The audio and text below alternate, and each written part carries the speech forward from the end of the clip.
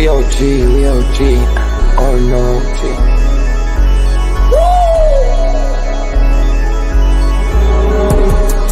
You're not bullish enough. Yeah. Oh no, you're not bullish enough. You ain't got the or no. I get stoned by the bolo. Bitcoin set to overload. Yeah. Experts on reload. Yeah. You're not bullish enough. Yeah. Oh no, you're not bullish enough. You ain't got the or no.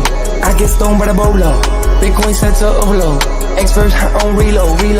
Mempool getting hot. Everybody wanna rock. Ayy. Rooms is coming. Everybody on a knot. Ayy. It's a nuisance. Ordinal Revolution. Ayy. Ordinal Revolution. Yo, it's my guy for real, bro. Got friends right now. Yo, BRC 420, bro. Yeah, that shit on fire, bro. Imagine if he in here. Yeah, like it in the seal. Murder. I got balls of steel. Nookies on the field. Yeah, this shit for real. With no calls, I get so far. Got 100 phone calls that I go hard, and they gon' love me. Smoke weed, huddle back. I get shiesty. Where my Bitcoin looking lovely. All this Satoshi's nothing above me.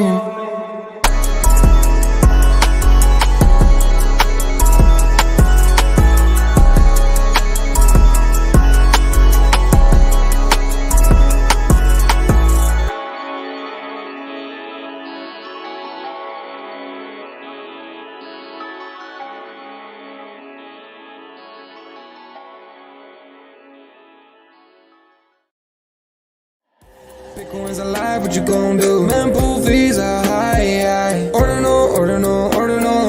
Where does it stop? Nobody knows. It's a revolution.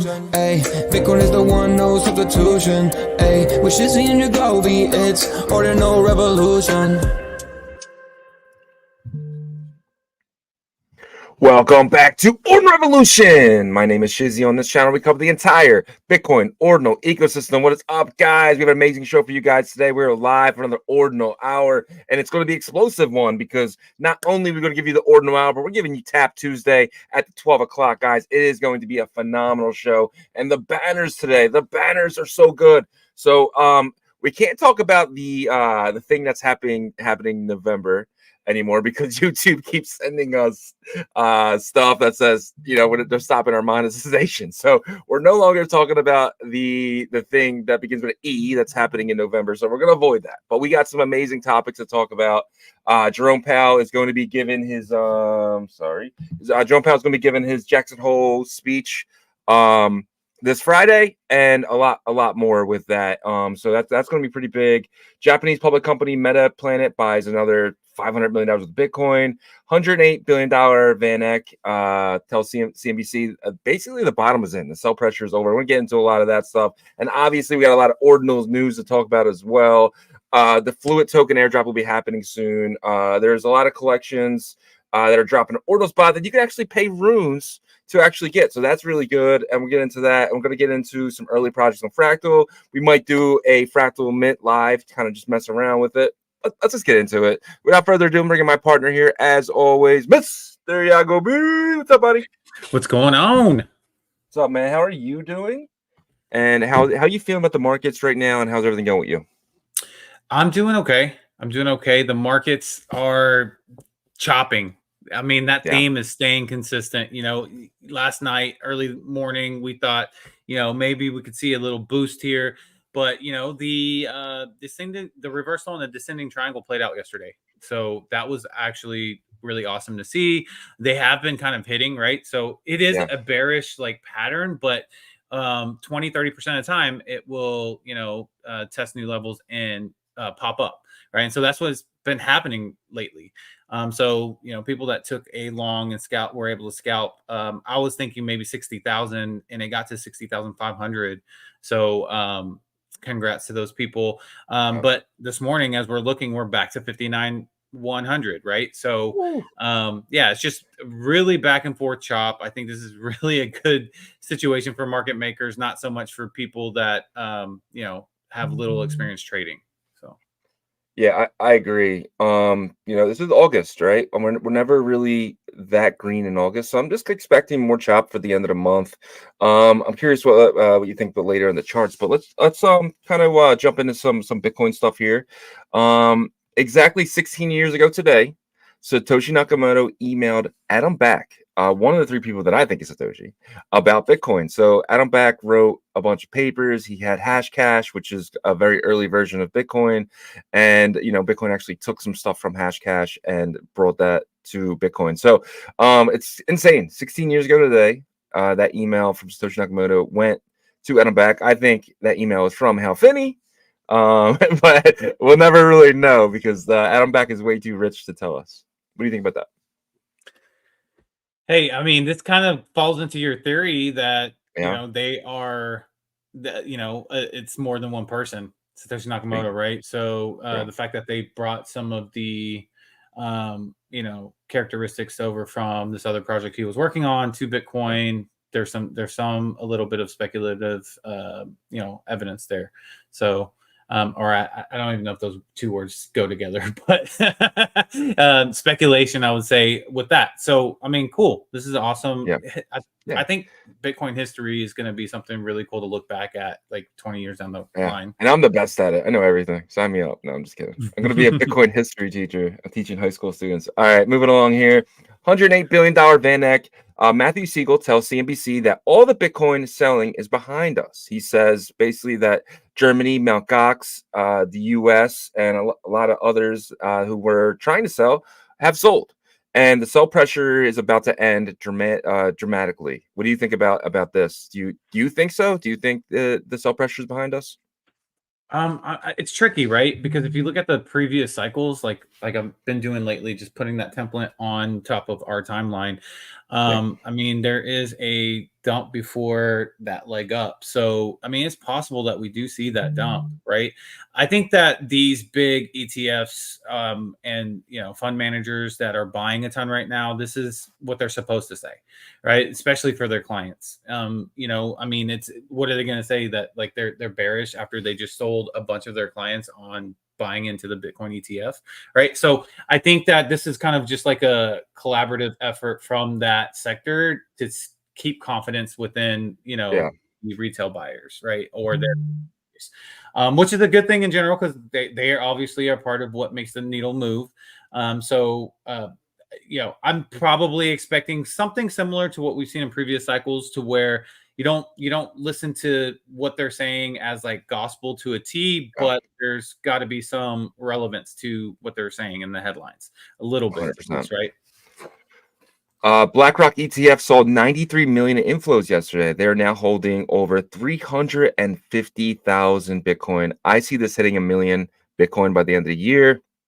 What do you think? What do you think this means? I mean, it's it's just rampant buying. Like it's up every day. Like the amount of Bitcoin that is in the BlackRock ETF is absolutely insane.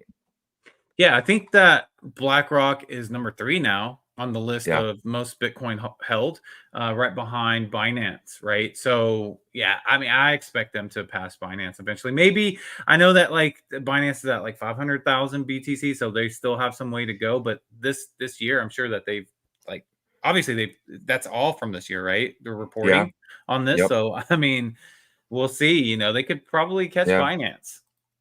And you got to remember too, like Binance just hold. They obviously they hold someone in their treasury, but a lot of the Bitcoin they hold is from holding on the exchange, right? So it just takes people to come on and withdraw those Bitcoin, and then for BlackRock, it just takes people to keep adding money to the ETF, and they just call Coinbase and say, "Yo, add another 10,000 to that stack that we have." So I do think that BlackRock will be the number one holder of Bitcoin. I think they're going to pass Satoshi by the end of the year. Yeah. By the end of the year, I don't know. I mean, Satoshi has quite a bit. How many does he have? Over a million, right? Yeah, So he has a little less than a million to be yeah. exact. Yeah. Okay. Yeah. So yeah, I mean, that's what their goal is, I think, is to get Yeah. to be the top wallet that holds the most. I mean, Yeah. there's gonna be a lot of power with that, I feel like. 100%. I don't know if we're ready for that, but it's probably coming. Yeah, man. I got to jump into stuff. So we talked about this. Fed Chair Jerome Powell's speech at Jackson Hole retreat. So this is really going to make and break the markets, in my opinion. I think Friday around like probably, I think it's like 2 o'clock or maybe 11. I'm not sure the exact time with it, but he comes out and it seems like every single year since the pandemic, this has been a big deal. So the Jackson Hole meeting, they kind of all get together and they kind of hang out and relax, and then Jerome Powell comes out and gives a speech every year, and the last 2 years were damaging to markets, but I think these next two speeches are going to be very good because I mean Jerome Powell did a good job. You can say what you want about the man, but I mean, inflation's back in the twos. The markets are at an all-time high. Like he did it. We had a soft landing. I mean, we're all good. So I'm curious your opinion. Yeah. I think the what was it called? The event that happened 2 weeks ago, the carry Yeah, the carry trade. Carry trade. Yeah. That really spooked so many people in the markets. Yeah. And the recession predictions started shooting out. I mean, there are some indicators that are showing that that's still going to happen, but those talks, if you've noticed, have calmed down a ton. You mentioned to me that the S&P was knocking on the door for another all-time high, right? Yeah. Recently. Yep. It's getting there. So it's almost kind of like that was a weird, like, week and a half of freaking out, and then now we're kind of back to where we were before that whole situation happened with Japan and the carry trade and everything like that. So I almost feel like that was a manipulated move for a lot of these elites to kind of sell out, let it sell down, and then buy in cheaper again. Now they're kind of back to where they were, right? And all their equities and stuff that they had. So these guys just keep winning, man. Like you got the Warren Buffetts and the pros at this. So we'll see how this speech goes. I still think that they probably got a good little scare out of them. So September 18th probably still gonna, I would imagine, cut rates then. But we'll see. We'll wait for the man to make that official announcement. Speaking of Japan, Japanese public company Meta Planet buys another $500 million worth of Bitcoin. These guys are the MicroStrategy of Japan, and we obviously know the Japanese yen is crashing, so this is probably the best bet you can absolutely make, right? Buying, just keep whatever profit you come in, just keep sending it to Bitcoin. Exactly. So they are following that game plan there, and hey, it worked out for MicroStrategy, and I think it's that's what they're doing, and I don't know why more companies aren't doing that right now, but I think it's gonna come, to where we see more happening. 100%. This is pretty big. U.S. New U.S. bankruptcy filings at highest level since 2017. More people have filed for bankruptcy, Chapter 11, this year than since 2017. Pretty insane because we did have a 2020, right? We did have a pandemic, so it's pretty wild that we are in the highest bankruptcy claims. It's scary because a lot of people are going under. Yeah. This is another part of like the mixed data, right? Yeah. So seems like soft landing, but then you hear something like this. I know. Right. So I feel like this is one of the most like mixed data for like a macroeconomic type of perception formation type of situation, right? You hear that things are okay, inflation's getting closer to that 2% that they want, but then you see this, the most bankruptcies since 2017. So I think it's a little bit of mixed bag, right? So you could probably only contain the damage done from printing and circulating new stimulus and creating a new like financial plan that Biden created, right, as well. And so it's just, I think at the end of the day, it's like, how does it affect you personally when you go to the grocery store, whenever you buy gas, with your job, or that kind of situation? I agree. All right. This is the question I have for you. What if Ethereum is the new BlackBerry? Whoa, man, that's a pretty big kick in the groin there. It could be, right?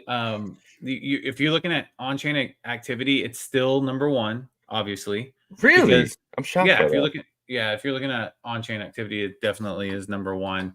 And let me see, in terms of volume, 24-hour volume, it did. Oh shoot. Okay, so maybe not. Okay, there it is. Yeah. So 24-hour Okay. volume, it did 992 million. Yeah. 992 million. So it is number one there. But it's competing against a bunch of EVMs, right? Yeah. So of course it's going to be number one. I don't know if this is right though, because whenever I try to sort it to highest, you know what? Actually, I'm wrong. Solana is number one at Yeah, I was thinking 4.4 billion, and then number two is Ethereum at 992 million. So maybe it is the BlackBerry, man, and maybe Solana is trying to be that most used liquidity chain right now, before Bitcoin gets built out. But yeah, Bitcoin's like the iPhone, and right now we're just Apple. All they sell is MacBooks and stuff like that. But the iPhone's coming. I truly believe that, and Ethereum's a goner. No, I'm just kidding. Jump into the next thing here. Bitcoin fear and greed. For last week was a 31. Yesterday was a 28. What do you think today is? I would say it's probably 35. 30. So I think so. You have to remember this comes out at 8 p.m. yesterday. The big upward momentum came in the middle of the night in China during the day. So yeah. So I think that's pretty fair. I think we should be entering the 40s next week though. Yeah. Yeah. Well, it depends on what Bitcoin does, right? Because it definitely looks like it's chopping, and this is it's really. It's hard to get. I think this is good because we can stop with like these expectations of, okay, Bitcoin's about to take off. It's really going to take off this time. It's really going to dump hard this time or whatever. So there's been this consistent chop, right? So right now we're sitting at 59,100. Early this morning, 60,500, knocking on the door, 61. But without fail, we swing right back. And so that's just been the theme. And if we can maybe do this for like another 2 weeks, then maybe we get out of these like super, bullish expectations. And once it does happen, we're kind of pleasantly surprised by it. 100%.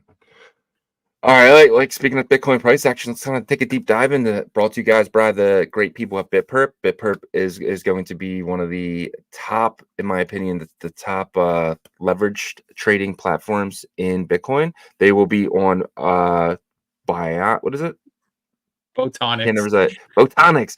The two names get me every time because I think I'm going to say it right. I did say Photonics in my head, and then the other one popped in my head because you have Photonics and Bionics, which is insane to me. But Photonics, they will be on Photonics, which is, they call it the spider chain, right? It's pretty wild.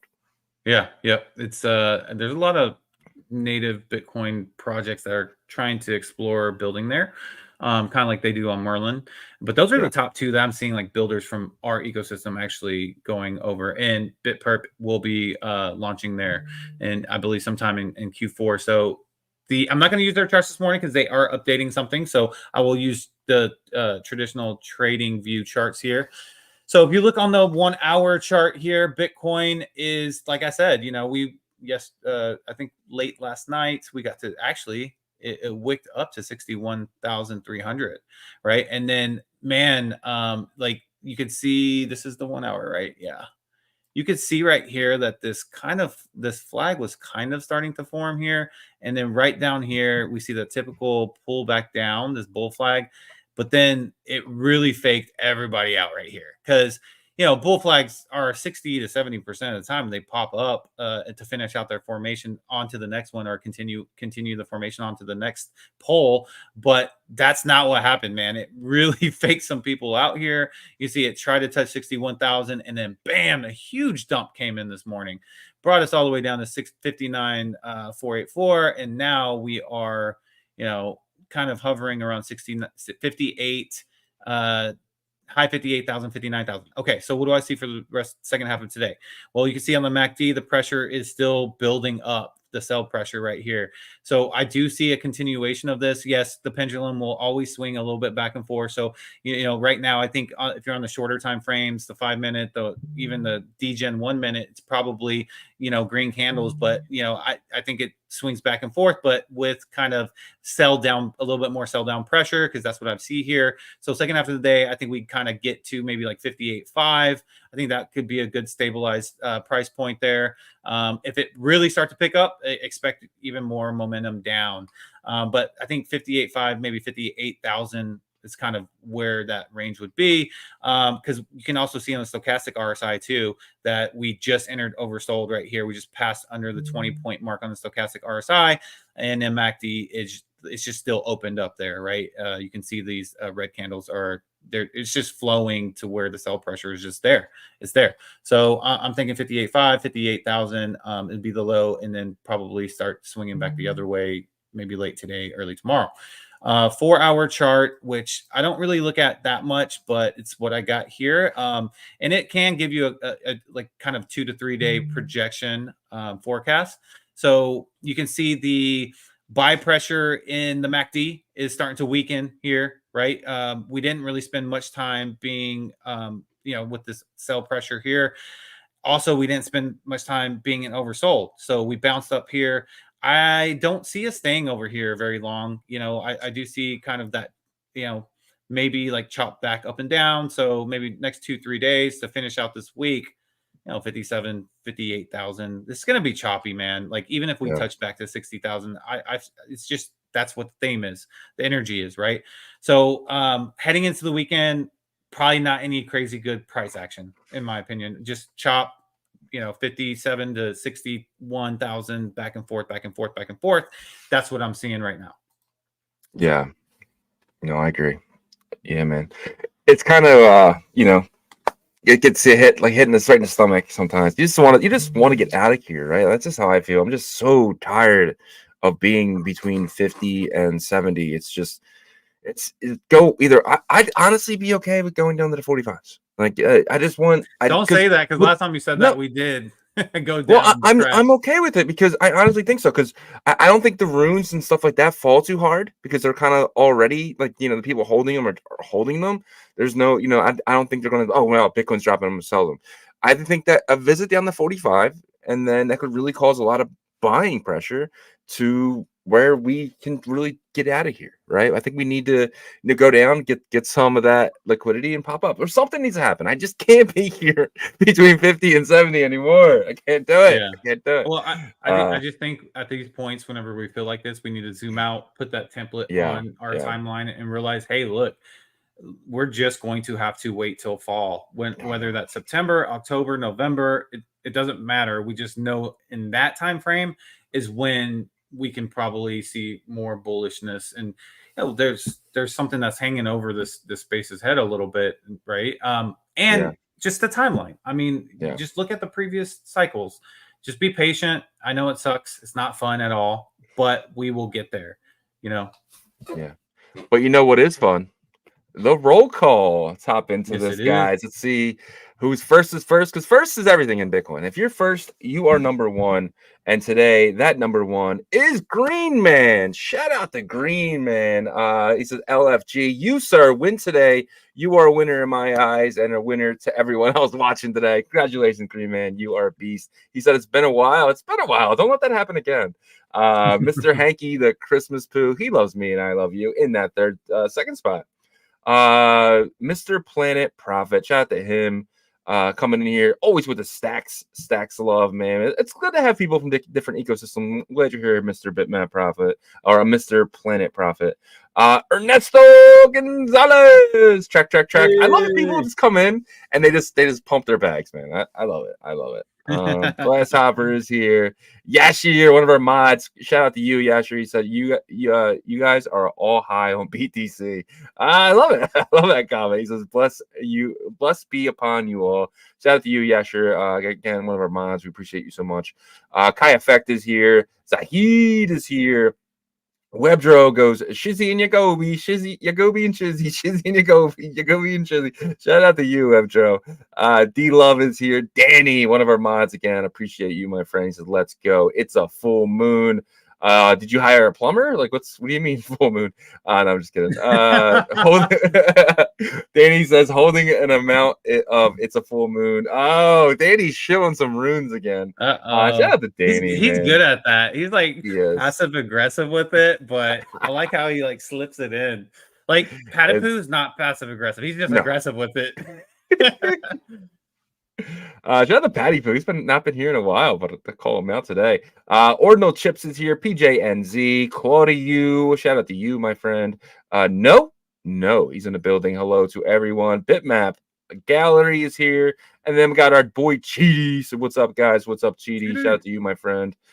SPI is here. Reziak is here. Oh, Patty Poo is here. Shout out to Patty Poo. I missed you, bud.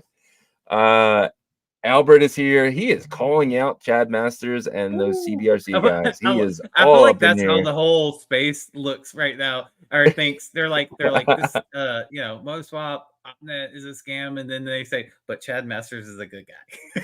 I mean, isn't that kind of like the whole thing? Yeah.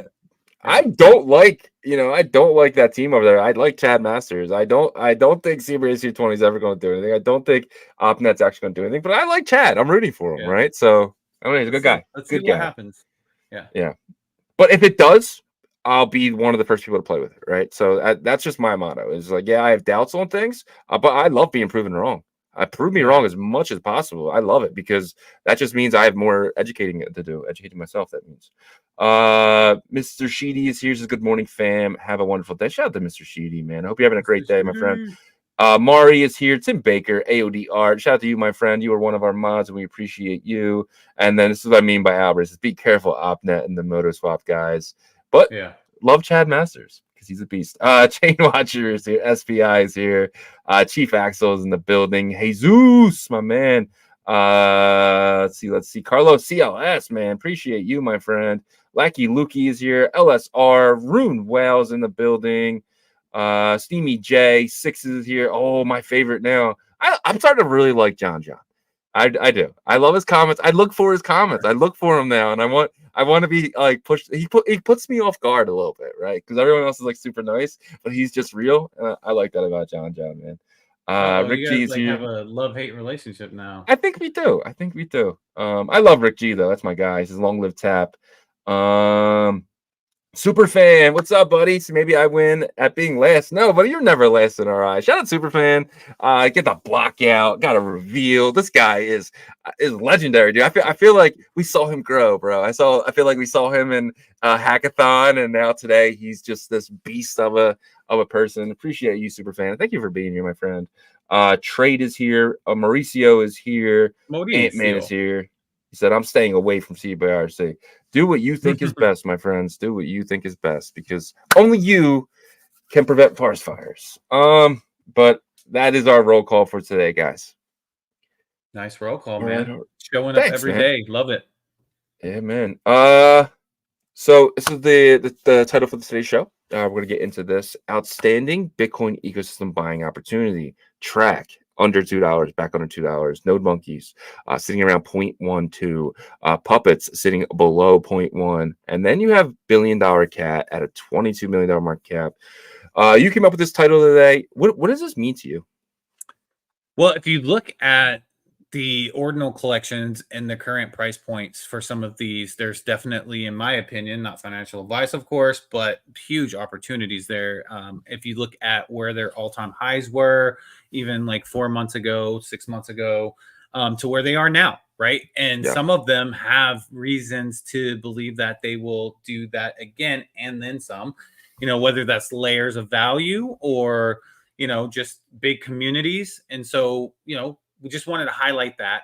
Obviously, TRAC is starting to carve out their own kind of, path to their own destiny with their ecosystem and being the fact that it is a legacy asset standard with the BRC 20. There's a lot of things, including the validators and all that stuff that makes that an opportunity, right? So there's just a bunch of opportunities while Bitcoin is trying to figure out where it wants to go. I think that people need to know about. Yeah, 100% agree. And you have to remember like the people that are behind this, right? So TRAC, you got Benny. Benny's been around forever. If you don't know who Benny is, you're living under a rock. Benny is one of the key contributors when there was things going down before Benny would hop in and help people solve problems. He helped me solve an issue I had one time. Benny's just a good guy, and I think that's that's what TRAC is. NodeMonkes, obviously, you have Raktoshi behind them. I think we all know that now. We don't know if he's still a part of the team, but he's a community member for sure. He rocks the Node Monkey. Puppets. I mean, you got Farmer Joe. You have guys like Decentralized. You have a lot of big name people who come from different chains and stuff really pushing this. And the puppets have that craziness, right? That off the wall South Park feel to them.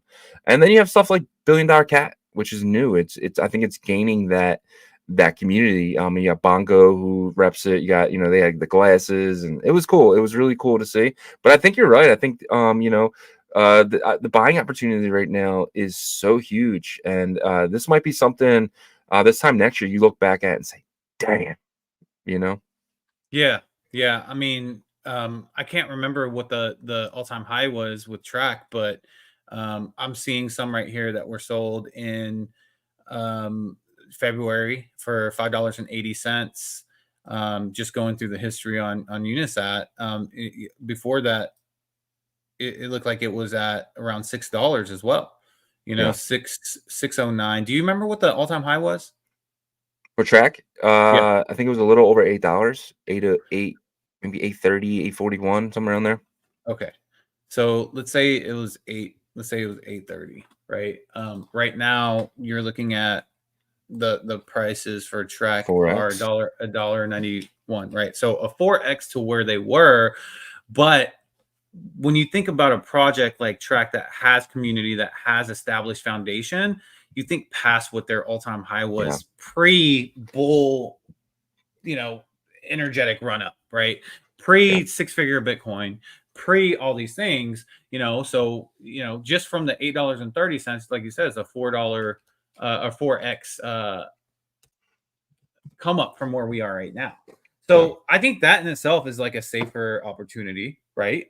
You and I have talked about possibly getting to the 20s and 30s, if we're in an all-time, crazy Bitcoin 120 to 150,000, and who knows if Bitcoin gets higher than that. So that's why I think like there's a lot of new people that are probably like, what is even going on over here? Yeah, right. I've heard of ordinals, I've heard of BRC20s, but I just didn't have the energy at the time to look into it and figure out how to learn about it. And I think that those type of people can do their own research, but they need to kind of have a little bit of a guiding light, I guess if you could say, maybe like just some research tools. And I think that's what this can be about. Yeah, 100% agree. Yeah, man. There's so much opportunity in the space. Let's jump along here. Liquidium just added the Phantom wallet. So if you remember, we had an update, I don't know, 6 months ago saying you can buy BRC20s and ordinals and stuff like that on a Taproot assets on a Phantom wallet. And now they just put it live on Liquidium. I totally forgot about this. Did you? Phantom wallet? Yeah. Well, we just did a pre-record yesterday with the Rune Mine, which is a bridge from Bitcoin to Solana, and vice versa. And so this Phantom is mainly supported Solana initially, right? Yeah. So we're starting to see this interoperability slowly play out, whether it's EVM or Solana or something else. Now, Phantom Wallet was very public about supporting, Bitcoin assets. I want to say like 4 or 6 months ago. I can't remember when they came out, but they did. So this is just another little step that I think we're not really paying attention to because we're so focused on what's being built here that these other chains are saying, hey, we want to plug in somewhere, right? So to me, Liquidium adding Phantom Wallet is another indicator of that. I don't know. What are your thoughts? Do you think I'm onto something with this, or do you think I'm just thinking too much into it? No. Think how many people have a Phantom wallet, right? I think it's in the millions. I think there's millions of people. Over here, there's probably like 300,000 wallets altogether, including Unisat, Xverse, and stuff like that. Now, I mean, you can basically use your Phantom wallet for these dApps. So finally, Ordinals projects are finally, letting people use their Phantom wallet, which is huge because now it's just, click of a button, you change from Solana to Bitcoin, and you're good to go. I think I'm hoping more of these projects add Phantom wallet as an extension of their project and stuff like that. So if you're bringing in millions of people that are, like I said yesterday, when you're comfortable with the wallet, you don't want to go anywhere else. But if that wallet adds something, you might play with it, right? So I think this is big. Yeah, I mean, look, 24-hour volume, $4.4 billion, Yeah. and Ethereum's number 2. I actually thought I was looking at that incorrectly, and it's like 4 billion, number 1, 24-hour volume, and then Ethereum's number 2 at 992 million. That's a huge difference, man. So how will this play out though? Will this be liquidity coming to the Bitcoin ecosystem through Phantom Wallet, Rune Mine? Will it be liquidity leaving the Bitcoin ecosystem going to Solana? Or should we not look at it like that and more of like a efficient highway, basically highways to kind of, be able to have exposure to both ecosystems? Yeah, I just think I'm not really thinking about it as much as liquidity. That's a good point though. I was thinking more of it as just like you were giving access to ordinals to people who don't even know they have it. And once someone says like, "Hey, you should check this project out," and all they have to do is click a button to change from Solana to Bitcoin, then send some Bitcoin to that wallet. That's going to be huge once they realize that that's even available. Because I bet you 60-70% of Solana users don't even know that you can do that with Phantom. Yeah, probably not, because they're so focused in on their ecosystem, which I understand why. I mean, almost $4.5 billion in volume is nuts to me. Imagine how much like the chain is raking in with the fees, right? So it's probably insane. Yeah, exactly. So that's pretty nuts, man. A lot of users though. 100%. So this is pretty big. This is Ordinal news here. Ordinal collections launching on Ordinal Spot can now choose to accept payments in runes thanks to token pay. So this is pretty cool. Let's just say me and you launched a project and we did it through Ordinal Spot, and we, let's just say we wanted to take payment in TRAC, or take payment in, I'm sorry, not TRAC, in a $1 billion cat, right? Because it's a rune, or dog. You can take payment in dog. You take payment in anything you want. I think this is pretty cool. Obviously, you'll still have to pay Bitcoin for the transaction fee, but this allows you to take any rune that you want. Let's just say you're bullish on something, and you just like, I just want to create a project for the dog users. Dog users can come and they can pay in dog. I think this is awesome. Ordinal Spot has some of the brightest minds in the space, I think.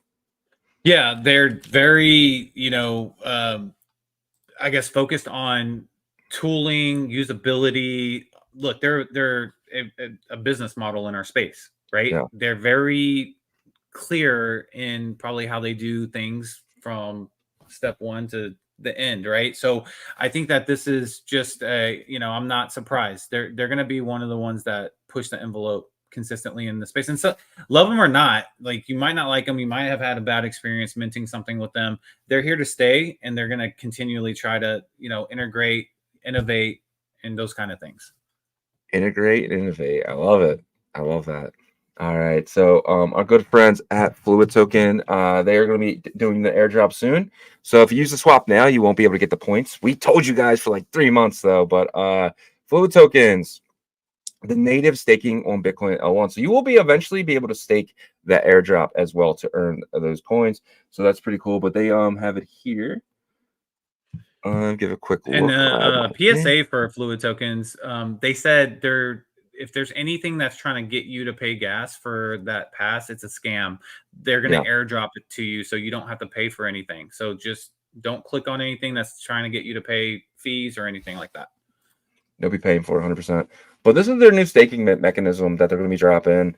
And it's not custodial. So they do not hold your assets whatsoever.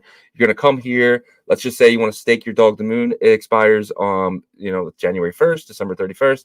So you'll hit this, you'll hit stake, and then you'll get 5% APR. Or let's just say you do here and you get a pizza, you get an airdrop, right? Or you do here and then you get a whitelist. How cool is that? So you're going to be able to do the time lock stuff. And like I said, you're just time locking it on Bitcoin. Like no one's holding your asset. You have nothing to worry about losing that asset. but you will have to wait to sell it. That's the only thing that does, but you're getting 5% in dog. You're getting an airdrop from Pizza Ninjas, or you're getting a whitelist from Runestones. This is amazing. I'm actually excited for this. The cool thing is this is without OpCat too. So this is like within Bitcoin's limitations. And so that is why we were so bullish and wanted to partner with Fluid Tokens, because they have this kind of experience working on UTXO chains. So they think outside the box. What can we do with the current limitations? And they came up with this, right? So I'm excited to see this integration also in wallets, I believe, soon to come. But the fact that they have the staking mechanism on Bitcoin's native layer is amazing. Right, it's in my opinion, it's what is needed for tokens like Dog Go to the Moon, which has a decent sized supply to be able to have probably people donate the supply for rewards here, because it was a meme or like a airdrop, so the team supposedly didn't take any. So this is a true community effort, in my opinion. 100%. All right, let's jump to this one right here. Rune's a market cap back above $800 million, 1 billion. Here we come, which is amazing because it's finally happening again. I think once we get over $1 billion, I don't think we ever see sub 1 billion again. I think Runes can get to 10-15 billion by like say mid next year, and I think they'll go to the moon will probably be at $1 billion, and some of these other ones will probably be at insane evaluations. Like you might see things like Mr. Yen at like 30-40 million, some crazy stuff. I think people are gonna make a lot of money off Runes, and I think the Runes haters are really gonna be upset with themselves because they faded generational wealth. And that's just my opinion. That's not financial advice. I could be completely wrong, but just how I feel. How do you feel? I don't know about 15 billion, but next summer I think that's an okay speculative guess there. There is a lot of support behind Runes that people don't. It's actually probably support that isn't all over our timeline, right? It's entities, it's BTC Startup Lab, it's stuff like that really is trying to push innovation and building in the Runes ecosystem. I think one thing about our ecosystem, and every ecosystem in crypto does this, but Bitcoin specifically, they don't look at the overall market, right? So example, something new that's hot, that's on fire right now. Fractal is an example of that. People are excited about it. I understand why. It's an opportunity to make money. Let's be real, right? Not financial advice. But what will happen if Bitcoin doesn't go past 75K, 80K? Let's say it like bounces between 65 and 58, where we are right now, while Fractal is mainnet and it does all these things, and a couple of these tokens boom up. If Bitcoin doesn't continue on to push, then the liquidity will get sucked out of the Fractal ecosystem. And we saw that happen with Rune's ecosystem, to where it didn't flourish because Bitcoin didn't continue on being bullish, right? And because of that, I think the community needs to reel things in, because they start at that point, whenever people's bags get hurt, they want to point fingers. Where's the problem? They're the problem. This is the problem. That's the problem. No, Bitcoin not moving past 75K is the problem, and it's stagnant. There's no more liquidity. People aren't making profit to throw into these projects. So I think people just need to use your brain cells here, guys, and realize, yes, something can be hot and hyped, but if Bitcoin isn't continuing on with bullish price action, that is not going to stay hyped, because there's no liquidity for it to stay hyped. It's a very simple equation, guys. So quit being so upset like little babies in diapers and mad because you don't have your goldfish. No, 100% agree. And it's just so funny. Sorry, I feel like that rant was like pent up inside of me. I loved it. Let's have some more. But to your point, like people are saying, like, oh yeah, pump that fund on Solana. It hasn't done anything. Of course it hasn't, because Bitcoin hasn't done anything, right? Like, yeah, nothing's gonna happen. So if nothing happens on Solana, nothing's gonna happen here. No one's making money right now. You might have some people in and out making a few thousand, then losing a few thousand because they're degens, right? That's what happens here. You can put a few thousand in something, and the next day it shoots up, but then people sell it. Like only in a real bull market, when Bitcoin is flying, is when those gains can stay in there and keep gaining. But we're not there yet, and we'll be there. And some of the stuff like Runes and stuff on other chains are going to do really well. And it putting yourself in that position of the newest stuff, the new shiny stuff, because that's what everyone wants. Nobody wants that, you might have a few people who want that that old stuff, and I just want to, 510x, a safe 510x. I'm happy with that. But you want those degens? I want 100x. I want 1000x, right? I want life-changing gains in one bet.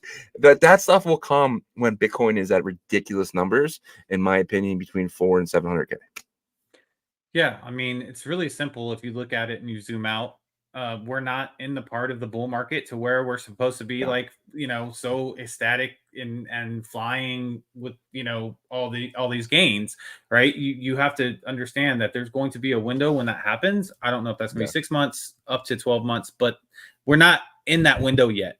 You'll know when we're in that window. It's whenever Bitcoin really starts to knock on 6 figures, in my opinion. And once it starts to break through that, that's when the stupid money, in my opinion, starts to flow around. I'm not expecting the exact same, situation as last cycle, right? Because I think that was unique, not just in crypto and other asset markets too. You know what I mean? So, but I do expect the 4-year cycle to be bullish, right? For 100%. every part. Yep. All right, guys, we're gonna hit on some fractal stuff for a little bit. So this is a tweet from the man, the myth, the legend, Bob Bodily. This is pretty long, so I'm not gonna read the whole thing. If you guys want to go check it out, I'll repost it here. Just go to my my Twitter, and you guys can read it there. But basically, he's saying that on Ethereum, you have ERC20s, but then that same token standard is on Polygon Matic, and it's still ERC20s, but it's not the same. So basically, he goes and says, Fractal Bitcoin is now minting BRC20s. BRC20 is a token standard just like ERC20s. This means that you can have BRC20s on any Bitcoin-like UTXO-based chain, just like you have ERC20s on EVM chain. This means that BRC20s as a name token standard could technically stay the same on any UTXO-based chain. So you could have BRC20, the standard tokens on Doge, or BRC20 tokens on Litecoin, etc. We don't change the name of the token standard when we switch to a compatible chain. So when they say you can now mint BRC20 on Fractal, it's like saying you can mint ERC20 tokens on Polygon. ERC20 tokens on Polygon use the same token standard as ERC20s on ETH, but the tokens are native Polygon tokens, completely separate from the Ethereum blockchain. And this is exactly my point when I say FRC20s. And I use FRC20s because I don't know the name of it. Yeah. It's probably going to be, it's a placeholder for me. But 100%, and this is why I am bullish on FRC20s, and I'm very bearish on BRC20s, because I believe liquidity is going to leave these BRC20s once Fractal opens, and they're going to be selling cheaper and cheaper and cheaper. It's going to be a race to the bottom for a lot of these, and a lot of that new liquidity is going to go into the new shiny thing that you can buy for pennies of a dollar. And you're potentially, think about it. If you're paying like $1.50 for each mint on Bitcoin, and then you're paying 3 cents for that mint on Fractal, think about how much money you're going to be able to make from minting these coins. And I think that is why I'm bearish on BRC20s and very bullish on FRC20s when the time comes, when the minting process happens. So a couple things there. It's completely right in terms of the technical breakdown that you just read from Bob Bodily. But let's rewind to 2021 when some of these layer 2s on Ethereum or side chain started to mint and launch their own ecosystems tokens, right? I think Phantom was one of the first that really started to boost up, right? Yeah. Well, Phantom came late, but it was Polygon was probably the first. Okay, so let's talk about Polygon then. That was after Bitcoin had, started to get close to that 60,000, 50,000, 60,000 the first time. I don't know. I'm just asking if you remember, because here's where I think Fractal can get in trouble. So if Bitcoin is at 85, a new all-time high even, that's, to me, that will suffice for the situation. Then I do agree that these FRC20s or whatever you want to call them can do very well. And there'll be this ecosystem of degens and all these applications that do well there. If it doesn't reach there when it's launched and the duration of the next 2 months after that, I think that hype dies down and liquidity gets sucked out of there. Just kind of like how it happened with Merlin, right? So I think that's where they're kind of gambling here. And I think this is exactly why the other Bitcoin layer 2s are being very, very patient to launch, because they're timing everything. You could tell. I mean, you look on DeFi Llama, you see the TVL of these Bitcoin side chains, and you have BitLayer at the top at 300 and something million, right? But there's nothing happening on there, zero volume. So what are they waiting for if they have that much TVL? We know they have a ton of backing because it's ABCDE Capital, and I think OKX maybe has dabbled with it, right? So like these Bitcoin sidechains are being very, very patient because they want to launch whenever the polygons and the other chains from last bull market benefited, right? Once Bitcoin gets blasted through that 80, 85, 90,000, knocking on 100,000, that's the time for them to make money because these are ecosystems. So Fractal is playing a little bit of a gambling game here. If they can keep the hype up until that happening, then they should be fine. But it's a big if, right? Because people are waiting on the results from November, and there's a lot of variables that people are going to be looking towards. Yeah, I agree. I just think you're missing one little small point is like most tokens on Fractal, yes, a lot of them are meme coins, but you're going to have a bunch of tokens on Fractal that do these for free and fair mints potentially, or maybe airdrops that are actually companies, actually projects that are building on Fractal, right? And I think those are the ones that I'm looking at. I'm looking at the ones that your opinion about builders has changed on Fractal. Yes, because you're saying, we're going to get into that in a minute, but you're saying the amount of builders, and I was shocked when you brought that list to me.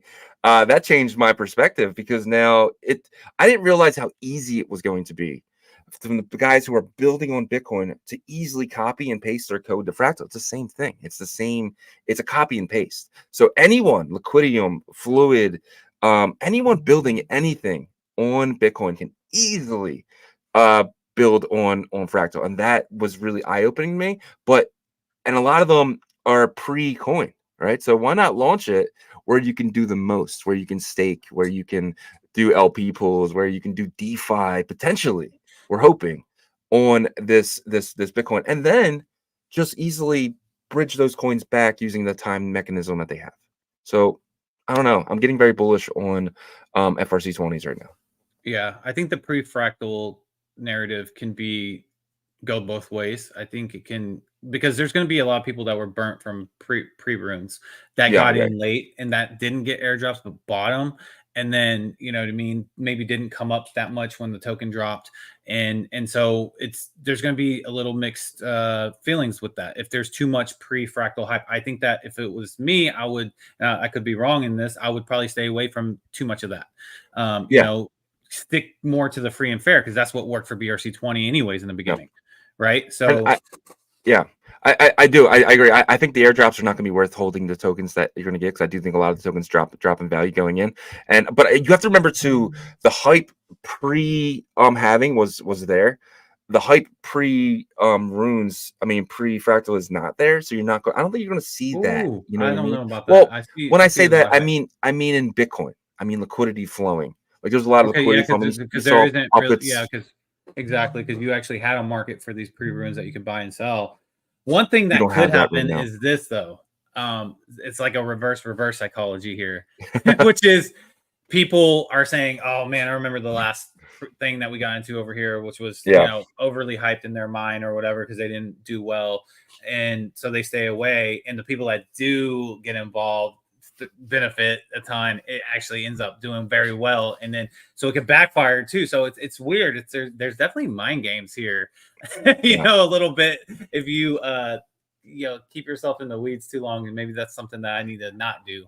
I know. I think we both do that a little bit too much sometimes. We just kind of stay in there. But I'm just looking forward to it because there's not really much else to look forward to, you know. So I think that's a lot of things people are doing. There's nothing besides like Tap, which we're going to talk about later. There's not really anything right now to be too excited for going forward. So. Yeah, I mean, well, there's new stuff, but it's just the energy isn't like the same, right? at the end of the day, Bitcoin can change it like that. Bitcoin gets to, past a new all-time high here in the next month and a half, 2 months, then the energy changes and people want to gamble. I mean, it is what it is. That's just how this space works. Right. And then you got your guy here, Yasher, that says you wrong, Shizzy. It's the first time I think he said that. He says Runes is dead. BRC20 is the future. I do not know how, but it is what it is. Yeah. I don't know. I don't think Runes is dead though. I don't. Yeah. It's just there's too much support from behind the curtain. Well, speaking of Fractal, this will be our last topic before we get into Tap Tuesday. We have a lot. This is a tweet from Samurai Crypto Club, and he actually gave out all the projects that are going to be building on Fractal. And this is another reason why I'm getting kind of bullish on it, because like I don't judge a project by TVL. I don't judge a project by the amount of money they have or anything like that. I judge a project by who's building on it. And right now, you have, let's just say 25 different projects that are building on Fractal right now, because it is that easy to copy and paste, right?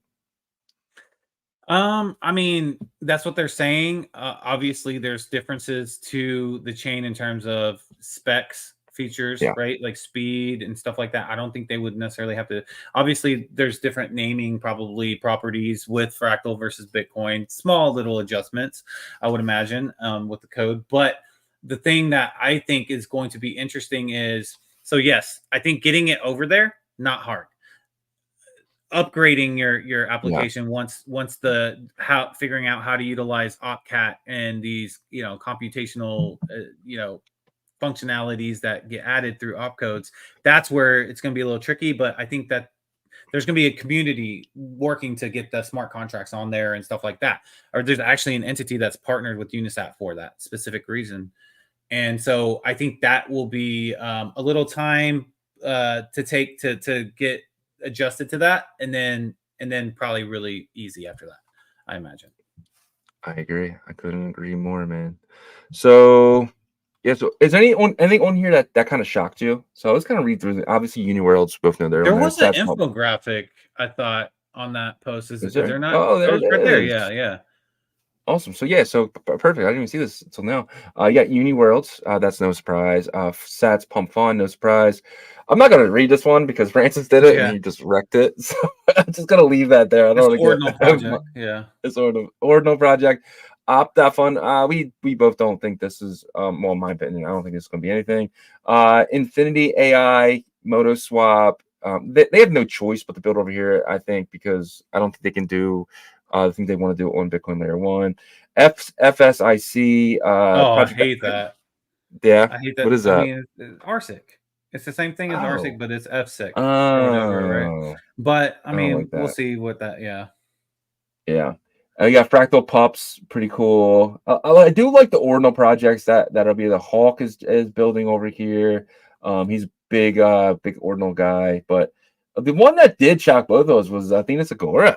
That's pretty big, so they definitely threw their hat in the ring there.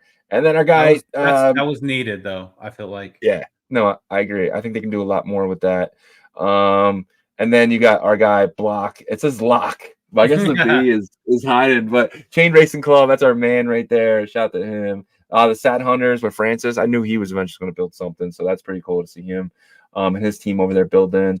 But yeah, man, a lot of different teams here. I'm gonna give Samurai Crypto Club a follow 100% because this is really good knowledge. Yeah, you see BAMP kind of rushing over there too to be the stable token. Stupid not to. Yeah. All right, guys, that's the Fractal stuff for today. Let's just want to get into some Tap Tuesday. Let's do it. Before that, though, I want to say thank you to Mr. Ernesto Gonzalez that gave us a super chat here. It says TRAC, Mr. Yagobi. This is my guy that's going to intro me into my next UFC fight whenever I play on PlayStation 5. So, that's going to be fun. I love this comment right here at Superfan. Dude, your heroes are so sexy. The heroes are very good looking, man. You got and this comment. Oh, you read that one already. Okay. All right. Yeah, we're good. Pretty good on the comments. Well, he did put this comment in here. He says Fractal is copycatting what Runes did. Pre-Runes, pre-Fractal. They want same pump.fun in their ecosystem. Yeah.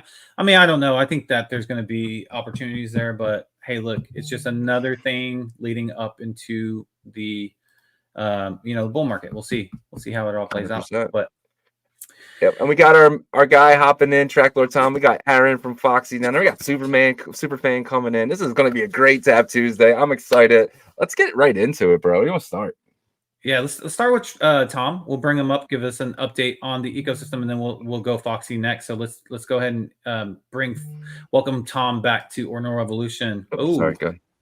There you go, Tom. Well, welcome back to Tap Tuesdays. How are you doing? I'm doing all right. Yeah, it's quite nice over here. Nice day. Did you enjoy your holiday, Shizzy? I did very much so. It was nice. It was nice. I couldn't stop looking at my phone though, Tom. I have problems, man. I have problems. Yeah. That's when your job and your hobby is crypto, then it is an issue. I think during the summer we just have to turn off a little bit, honestly. It's like it's difficult, but sometimes you just need a bit of a healthy boundary. Because markets don't do anything in the summer anyway, so I'm learning that. Next year, dude, I'm selling in May and going away, Tom. I'm selling in May and going away. Yeah. But go ahead.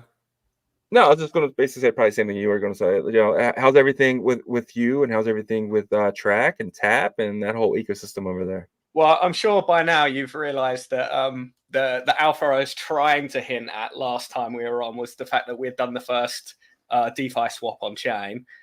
And so, yeah, as far as we know, it's totally the first time it's happened, like with real liquidity, real slippage. You can check the inscription. It's all there, you know. So we're very bullish on that.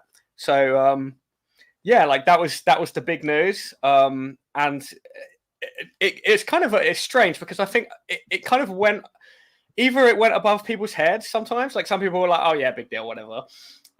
Or it was, no, you didn't do it. So there was kind of like a lot of disbelief and a lot of ignoring, and also a lot of congratulations and like, well done, this looks great, you know. But it was a very strange mixture of emotions that we got from people.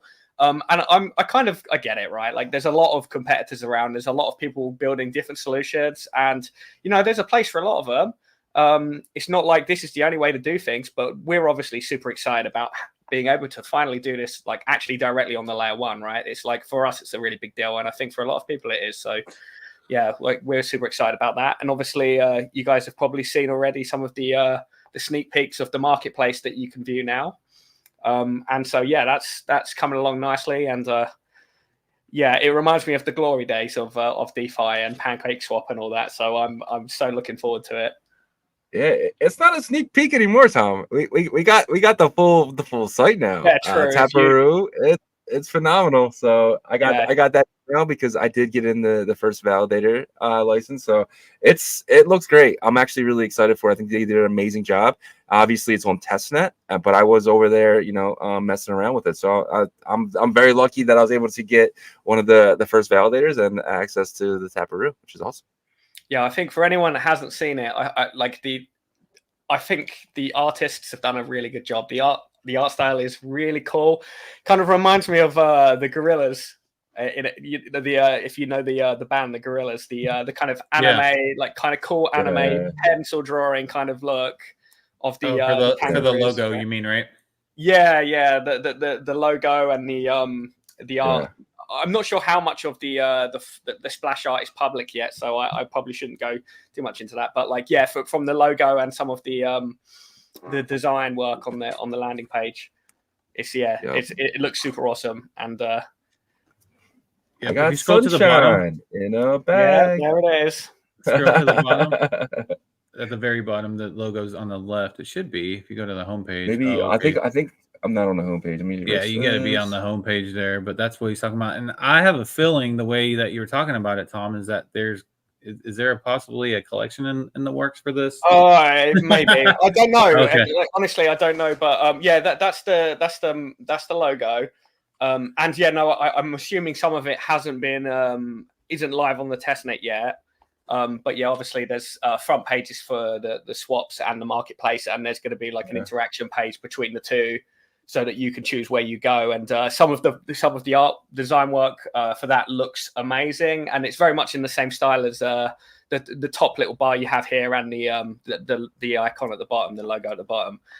very much in keeping with that style. Obviously, a lot of this is just to test the functionality, and not necessarily all of the artwork is all here yet. But yeah, it all works, and it's that's great to see people interacting with it and using it and making sure. I mean, it's great because it means that people will know how to interact with it when it goes live, and you know, it's just less confusion for everyone, and it gets people learning how to do these things before they have to do it. Which honestly, for me, that was like when I came into like the inscriptions ecosystem, it felt very daunting to start minting or like buying the inscriptions myself. It just felt like such an alien experience because of you know, like if we've only been on, you know, Solana or ETH or Smart Chain or whatever, it's just a totally new thing. It's more like using an NFT marketplace, if anything.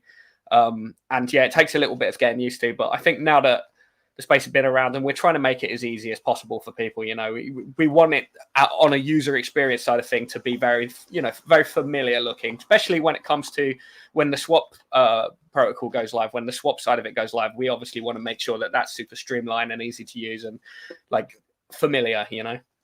Yeah. When you say swap, Tom, you get me up, man. I'm excited for the swap, dude. I'm excited. I don't know what just happened just now, but you get me up. You get my adrenaline, man. Get out the garbage. So really quick about the swap, because that is something that piqued my interest when I saw the announcement as well from the Tap X account. Could you go into that a little bit in terms of you guys fully executed a swap with liquidity pools, and I believe it was done on layer 1. I don't know if you don't have the technicals behind how that works. That's okay, but if you do, could you kind of speak a little bit about it? Well, I can't obviously the absolute like details behind it. I'm not really the right guy. If you want a full explanation, then Benny is probably the guy. But in terms of like how, like, I know that I think that you can view the token, you can view the slippage used, you can view the liquidity. You know, all of the inscriptions are, you know, and the relevant links are available. I think on some of the articles that we published, it's all kind of viewable. In terms of like how the ICP tech kind of goes into this, and whether, because I've received this question a lot, is like, is this still Bitcoin layer 1 or not, right? Like, because like it's no secret that we're utilizing ICP tech. I think the key difference here is that the ICP tech is literally just tech. It like the canisters are it's more like organization, right? Like it's still directly on chain on Bitcoin on the UTXOs, right? Like so in that sense it's layer 1 Bitcoin, and as far as I'm aware, you could do all of this without ICP. It's just that if the tech is there, we have the partnership, it makes it all so much easier. So, you know, we might as well utilize it. And then especially in the future, when it comes to getting a robust bridge going, I think that's when, you know, it's really going to shine in that situation. Gotcha. Yeah. I mean, that's what I figured. It was going to be kind of like this hybrid approach of utilizing, you know, probably some off-chain computation with ICP's tech, and then you know, with Bitcoin on-chain finality of the actual transaction information, which to me, I think that's still, you know, that's a speculative guess by me, but like, you know, someone that's not a dev, but to me, I think that's still really, really cool, because you're utilizing Bitcoin layer 1 at the end of the day to finish out a transaction, in my opinion. Right. Yeah. So of course we're impatient, and I think this is probably a little part of the reason why a lot of people didn't make a huge fuss about it, is because people like to break things, people like to mess with things. And so you said once the swap is added to the website, obviously you can't give me a specific date, but if you were to, I guess, you know, bet on a time frame of where someone like Shizzy could have access to that because he has the validator and stuff like that, what would that look like? Maybe like a month out? I mean, like I'll be honest, right? I've not been told anything specific about this, but I've also not been told that I can't say anything. So, do you know what I mean? Like, so I'm assuming, like, if I'm using my big brain hat for a second, I just put my big brain hat on. I say, like, most likely we're going to have at least a very good showing when it comes to October, because we've got Bitcoin Amsterdam coming along. We're a large sponsor for the event. We're going to be having a huge presence at the event, and this is only second week of October, right? So at the very least, I would assume that for that event, we will have a lot to show, and I would assume that a lot of these things that you're talking about, we're going to have. If it's not out already, we're at least going to be able to show off some of this tech, because there's going to be a lot of big people there, right? Big people, big players, influencers, users. It's going to be, a big event, and potentially the best opportunity that we're going to have to showcase a lot of, what we've built. So if I was to use my big brain hat, I would assume that a lot of this is going to be like coinciding with that, right? Yeah, I actually love that. Yeah, I think that's really smart. Let's just say like the conference is like mid October, copping it like a week or two before. You guys are all the hype. People are talking about. People are using it. People are testing it. It's actually really smart. That's really I love it. I don't want to wait till October. No. But I definitely see the reason why. No, I'm because I'm betting on the fact that if it's not out by then, we will be having presentations on it. I would have thought at the show, right? So yeah, because we're going to be wanting to showcase everything that we've done so far. So I would imagine that that's probably the case, that there's a lot of the stuff that is still not being shown. That's probably a good timeline to keep in mind. Take my word with a grain of salt, because this is just like my best educated guess by just seeing how things are going internally.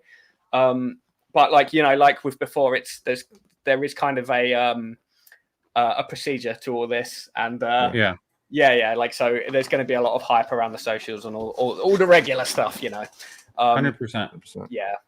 Yeah. I mean, timing. Look, people that's listening to this might not love to hear this, but people that are building ecosystems, they're dealing with timing the market too.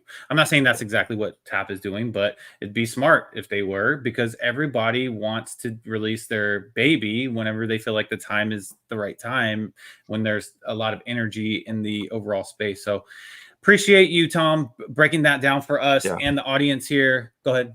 I just one last question for Tom. Like, how's the team doing with this bull market? Do you guys definitely still feel like we haven't hit it yet, or is there any, like, is Benny saying anything about next year or late this year, anything like that going on? Any talks about Bitcoin in general? I can break this down. Benny's. I think as far as Benny's concerned.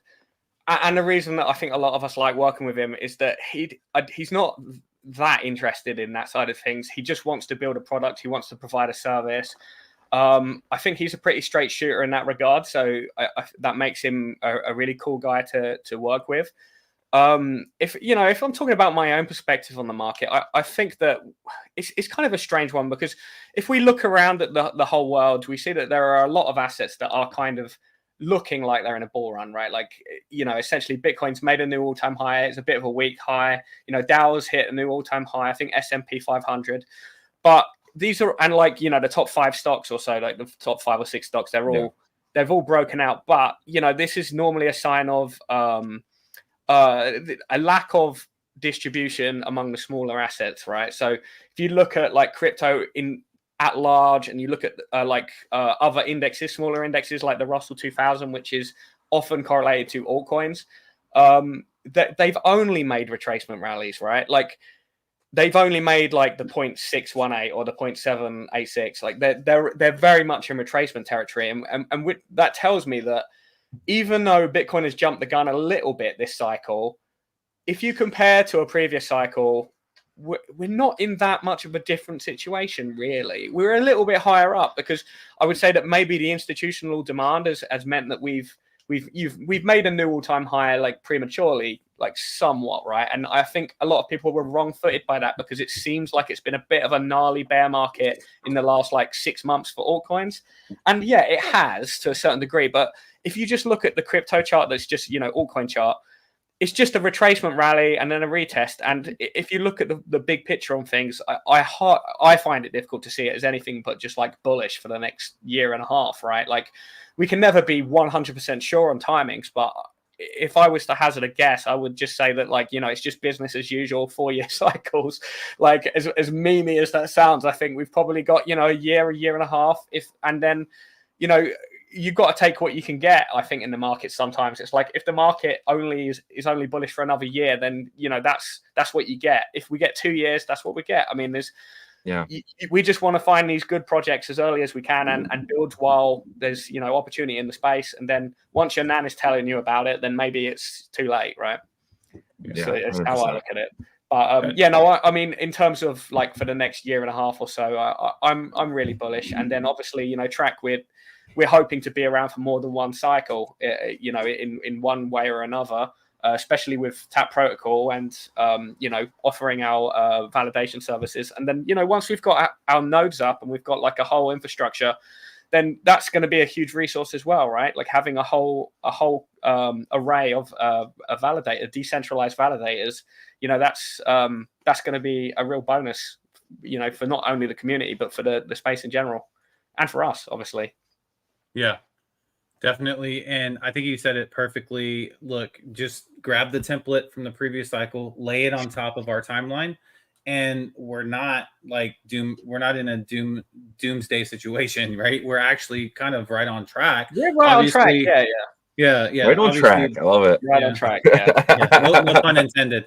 But all right, we appreciate that introduction. I want you to hang out up here. I'm going to bring up the first builder from the Tap ecosystem, and Aaron, which is the founder of Foxy. So let's welcome him up to the stage. Hey, Aaron, how are you doing?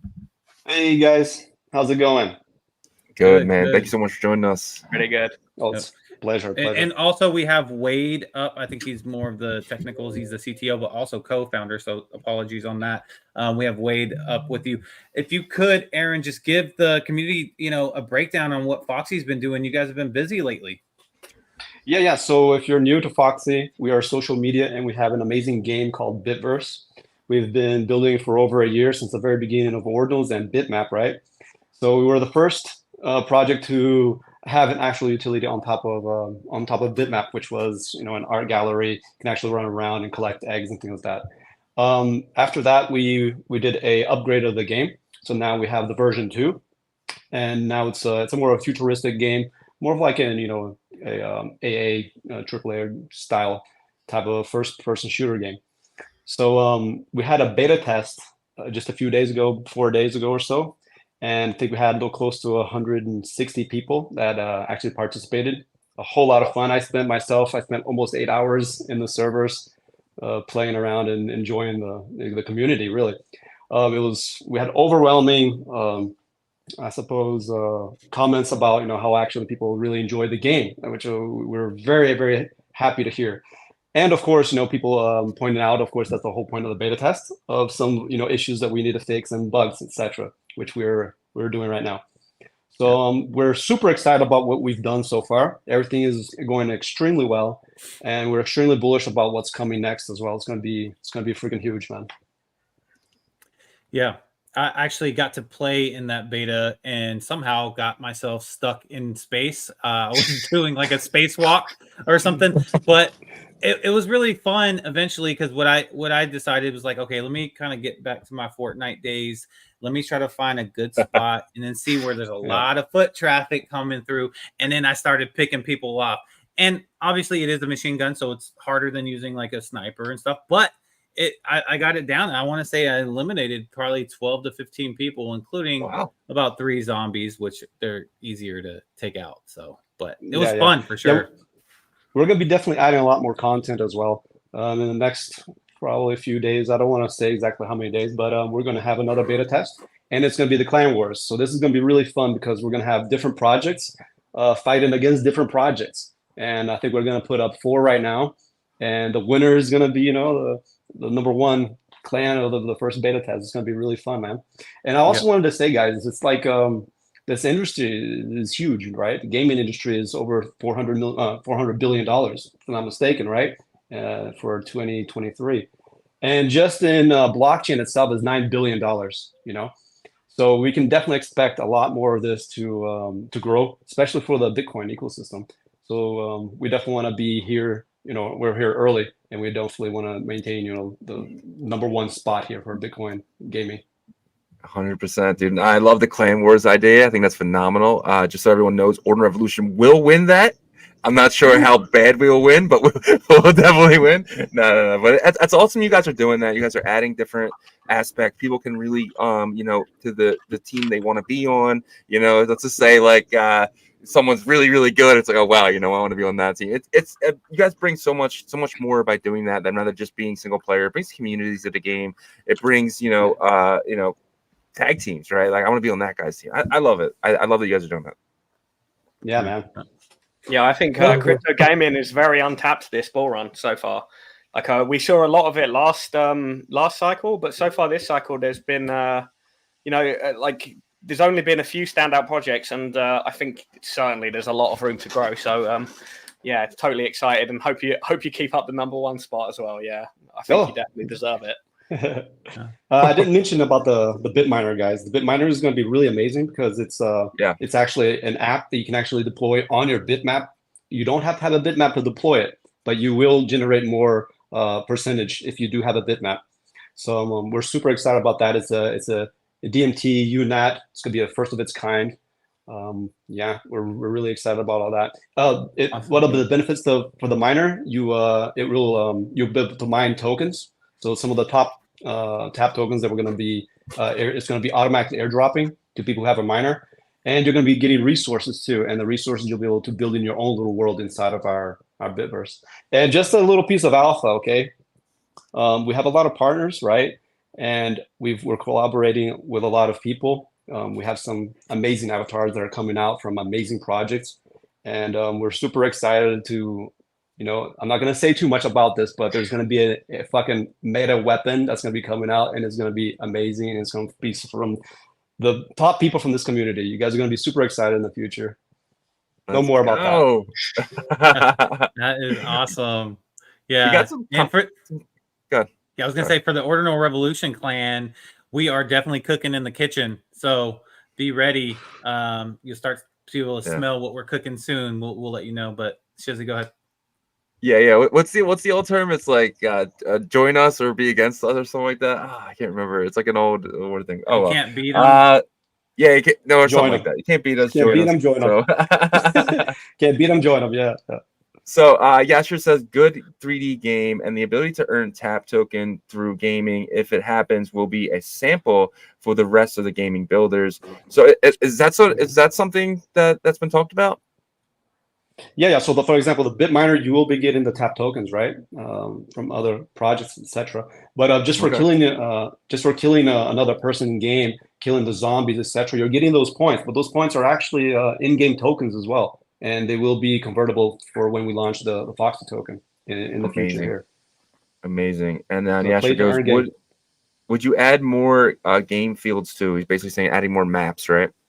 Mm-hmm. Yeah. So we're slightly limited to. We're using WebGL. There's reasons why we use WebGL, just to make it, a little bit easier so everyone can actually log in. But yes, the future is going to be it's going to be a completely different game, and we really want to do something amazing. I wish I could show you guys what's in my mind, right? But if you could picture, for example, Bitcoin and Rust. If you guys ever played Rust, minus that toxicity in Rust, mix the two. Because Rust is freaking ridiculous, man. But the building aspect of it is what we want to do, into our game. So, and we will do it. So, it's coming. Interesting. I'm excited for that, man. I'm excited to be able to just run out and shoot on the daily in the morning, get some frustration. Bitcoin dropped 5K. Just go out and just kind of just kill some zombies and stuff, right? And earn at the same time. That's awesome. Yep.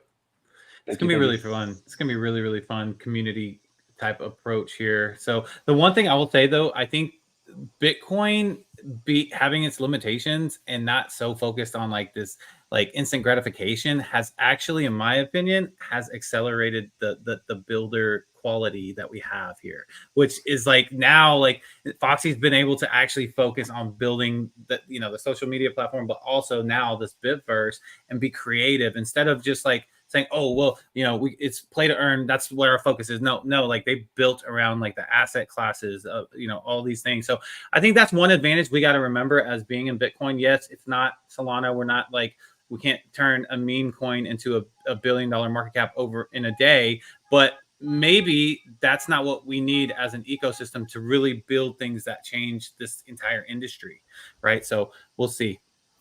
It's a good point. Like for example, we've been here for close to over a year, to be honest, right? Building, and slowly we've been growing and just evolving, etc. But just recently, we really started blowing up, man. Our X has doubled in size. Our Discord has tripled in size. Wow. I see things like really being extremely bullish for this whole entire gaming aspect, of on Bitcoin itself. And also, we are onboarding outside of just Bitcoin too. Like it's nice to see a lot of people in this small ecosystem that we have, right? That we actually see, and talk to on X on a daily basis, and you see them inside the game, right? And you can see other people commenting about them, etc. And they're making even videos posting that they killed another person that they know on X. But yeah, we're definitely it's definitely growing, man. It's gonna grow a lot more. Awesome. Sounds great. Yeah, I definitely feel like in the last couple of weeks we've seen a massive influx of people, certainly from outside of the Bitcoin community, come in and join us on other spaces, some of which you've been a part of. So I mean, full well, but it's been very hectic the last few weeks. There's been a lot of interest in the TAP ecosystem, especially after the announcement. So we're super bullish about that. A lot of new builders coming along, and yeah, I think there's definitely a lot in the pipeline. And I think making sure that we're all keeping up to date and developing, building, and staying relevant, I think that's the best thing. And like for people that got here at, when we were starting out, it's super early, right? Like it's super nice, super early. We can all, look forward to the future, and hopefully it's a nice bullish one. Absolutely. I think it will be. Yep. And Wade, for you, I want to ask you, we haven't asked you a question yet. For being the CTO, what's the one thing that you're most excited about that's coming up with the technical side of the games? So it's the promises on TAP protocol. I'm really excited for that. Awesome. That's going to be a game changer. Yeah, no pun intended. Could really change the game. But yeah, so I really appreciate what you guys have done. Shizzy and I, we've talked to you guys in separate meetings privately and stuff, but also just about your project and the fact that you guys stayed with it this entire time. Oh, yeah. Those are the projects that we just they are convicted in this space. It was so easy for you guys to just be like, you know what, the market's not here. It's about a year and a half away. We'll come back and build then. That's not what y'all did. Y'all stayed the course, kind of like us, right? So our journeys are kind of aligned in terms of success and growth. But Aaron, what kept you continuing? To be honest, like I think I told you guys this morning, man, I'm tired, but I love it. I think I've been sleeping like 4 hours a day, a night, right? So, but I absolutely love it. I'm an entrepreneur, but I'm a gamer at heart, and when you actually do something that you really enjoy, it's just so easy, right? I just love it. Yeah, 100%. Yeah, and I would like to thank you guys too, because we've known each other, I suppose, now for quite a while, and you guys have actually supported us from the very beginning, from the early stages when a lot of people thought that I don't think they could deliver on any of this stuff, because we had a lot of promises, right, when we first began, and we've just been delivering. So I appreciate you guys a lot. Yep, 100%. Yeah, you guys definitely goes for TAP too. 100%. I agree. Yep. All right, Foxy, it's been absolutely amazing. Thank you guys. I'm going to drop you down low, and then at the end, there's some Q&A for you guys to hop back up. Thank you. Thank you, guys. Sounds good. All right. All right. What do you think, Tom? How do you feel about Foxy and everything that they're building?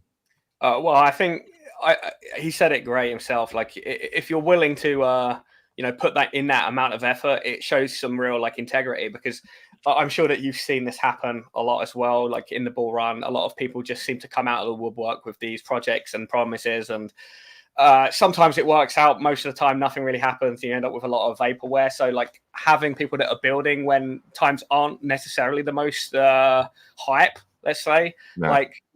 that I think that's a real a good positive sign. Especially for the we know all about that. Yeah, and I think people having patience as well is a good thing in the long term as well. Sometimes we get blindsided by the markets, and a lot of that is just down to human nature. I think we're not necessarily the most patient species sometimes. And I think the markets can really take advantage of that. So, you know, when you have the people 100%. that are willing to put in the effort, especially for something that's a passion of theirs, you know, it normally pays off in the end. So, yeah, I'm hoping it all goes really well. 100%. I agree. And it must be nice to be a part-time crypto guy, right? Someone who just checks in once a week. It must be nice because you see. Yeah, I was one of those ones. Yeah. Back last bull run. Well, from COVID actually, all the way to the bull run, I was just a part-time trader. Like, I guess I was full-time by force because, like, as you can see, the background musician. Yeah. But we couldn't do anything. So as a musician, we were stuck at home. And so I had to find something that I enjoyed. And I've always like Aaron said, I'm a massive gamer myself. I love video games, and one of the things I always enjoyed doing was kind of exploiting in-game economies. And then when I realized that Bitcoin and the crypto ecosystem is essentially the same thing but with real money, I was like, well, sign me up then. Let's have a bit of fun. And I ended up just really enjoying it, and like kind of getting into not just the money making side of it, which, you know, is fair enough. You know, people here are here to make money. We all want to succeed in that sense, but it's not a zero sum game. And like the whole ecosystem is growing, and if you can be a part of it, you sometimes get to see the things that other people don't, and you should be thankful for your position in that sense. And then, you know, we use our platform to try to spread some good information, and I think that's that's what we should be doing. And so yeah, I'm really grateful to be able to do that as well. And like, I think we're a little bit different from the regular YouTuber influencers, and that we're not here to just shield stuff. We want to talk about stuff that's really going on and like real projects that are building. And that's why, you know, being here representing when things are a bit less interesting is that's when you make your real money, right? That's when everything is at the rock bottom of interest. That's the best time to get involved. Absolutely. I agree. Couldn't been said better. So appreciate that, Tom. I'm going to bring up Superfan. I think he, has a lot to tell us with the mint out with the Mscribe and the Bitcoin Heroes. So let's welcome Superfan up to the stage. How are you doing, sir? I am well. And, construction just started right outside my window. So I frantically moved downstairs. Am I coming through okay? Yeah, it sounds good. Sound perfect. Right, perfect. Yeah. Here, I'll adjust. Well, first thing is congratulations, man. You kicked ass, bro. Kicked ass with that sale. They look phenomenal. How are you feeling? You must be dude. You got to be patting yourself on the back, running around the block. It must feel good. It's a special kind of awesome because I went from like zero to big community overnight, and everybody in there is so supportive, so loving. They get it, It's which I didn't expect, and at least not on this level. And I was kind of optimistic. I thought it would be me and the crickets when the block when the block bet started, and I just didn't know what to expect, and I didn't want to get my hopes up too high. And then I just saw everything turning purple, like it was happening, and and they say you never forget your first, and I realized that while living it, I'm like, this is happening right now. This is amazing. But my guys, I got to say to you, you've been there since day one. Just like Foxy was saying before, like you guys have been, I'm going to say friends, cause you've been like, we've been cool in the streams. We've been cool out of the streams. And since day one in that hackathon, you guys have been in my corner. So like, a big appreciation, big respect. And I think a lot of the people who are in the Discord are there because of you guys. So, so you've done a lot for me, just the way you've done a lot for a lot of other people. So much appreciation. Yeah, and it's no problem, man. We see your passion. We see who you are as a person, and we want people like you to win, right? So if there's anything we can do for people like you, the small guy. I want the small guy to win. I'm tired of letting the big guys win, right? I want the small guy to win. Exactly. Yeah. Exactly. But appreciate the kind words for sure. But I don't know if you know how happy this made me and Shizzy when we saw you mint out. Like, we were just like, man, that's crazy, because we had this idea, let's do like a community builder spotlight that one time with you. And it just shows like how this community, once we kind of get out of the tribalism. I get the tribalism sometimes, but once we get out of it, how it can come together and like support a smaller builder like yourself. Yeah, and you know, for a persona like me, a guy like me, we need to kind of stay away from the tribalism, kind of ignore it. We need to put the blinders up in order to get stuff done. So it's you know, a happy world out here where we get to ignore the drama, but at the same time, like it's really good to get this rocket fuel in our tank, and we, you know, I didn't have any community to speak of. I didn't have any Twitter followers or anything. So that rocket fuel wasn't coming from any of the places where a lot of projects have big community and they're all win, and you know, that kind of thing. And I'm literally alone in a Discord, right? I was so happy when Shizzy showed up. Oh, he's gonna try to figure out how to whitelist. He's gonna try to figure out all the airdrops. So he's gonna show up. No, he was there to support. Yeah, and I was learning as I go. I forget the saying, like building the plane while it's in the air. You know, that's kind of what was happening on that side. I know the developer stuff well, but Discord was kind of like, oh, what are all these settings and what do they mean? And why are there 3 imposters in here right now with my profile? Only 3. Yeah. Okay. So yeah, but it was super successful. I've been told it blocked out in record time, which blew my mind.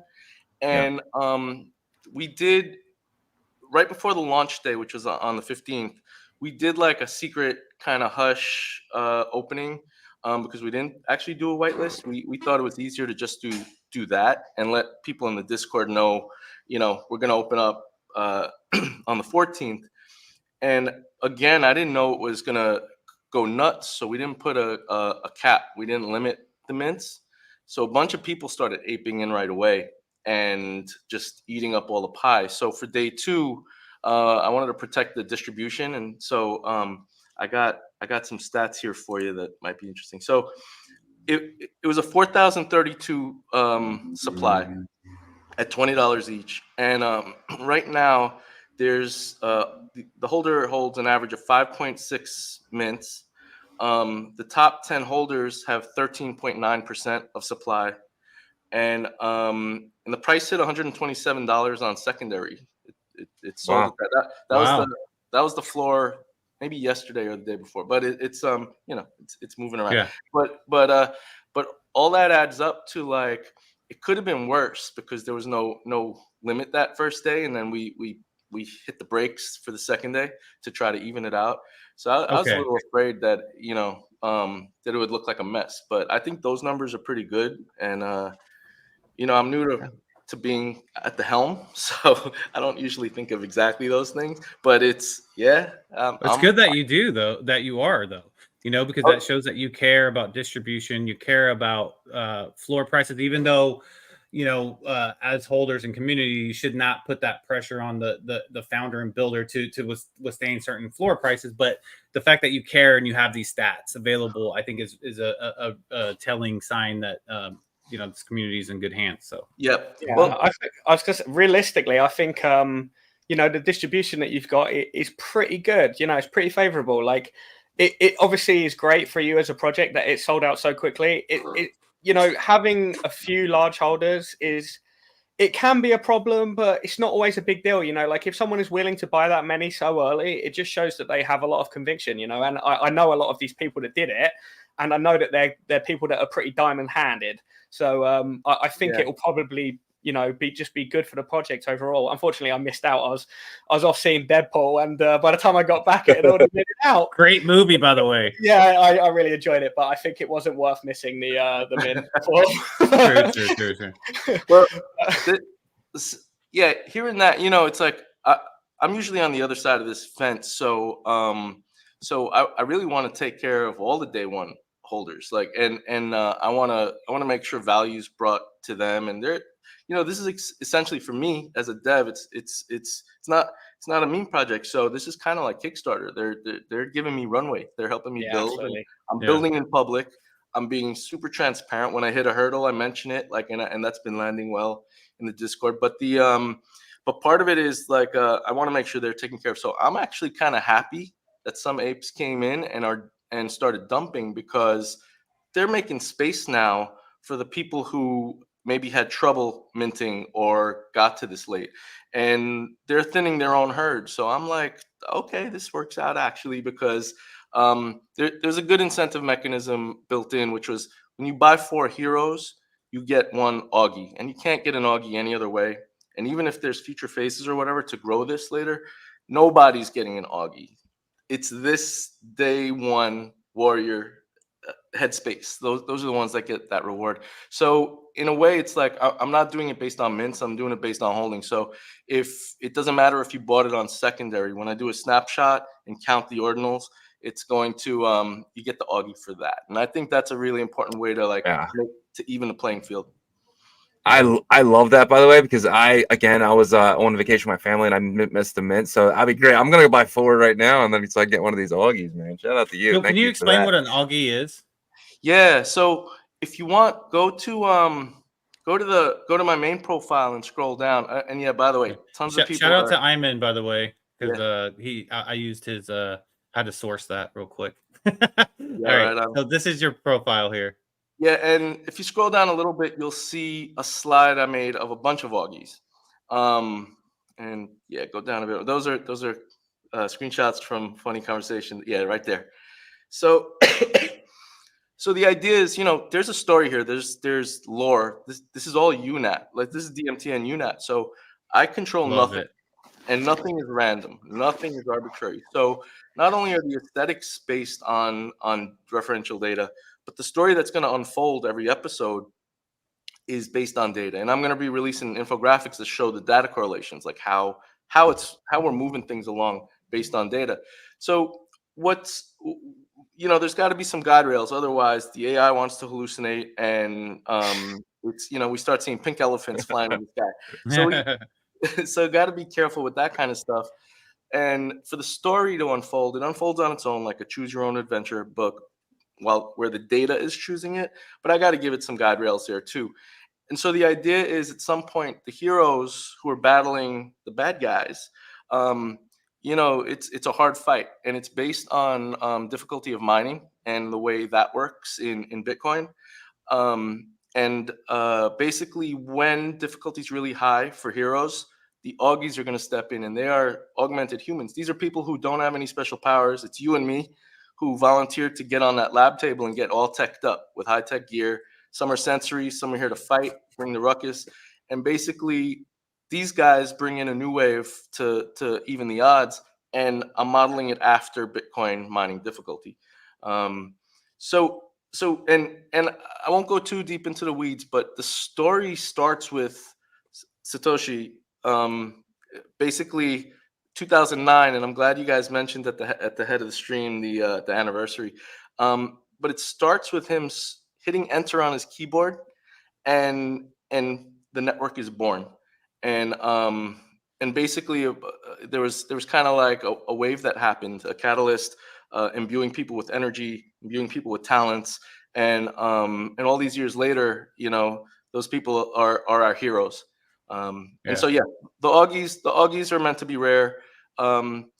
This is a beta for the whole game aspect here and the generative AI thing. So we kept the collection semi-small, but if and when we decide to grow it, those Augies are going to become an even smaller percentage of the whole, because like I said, we're never making these again.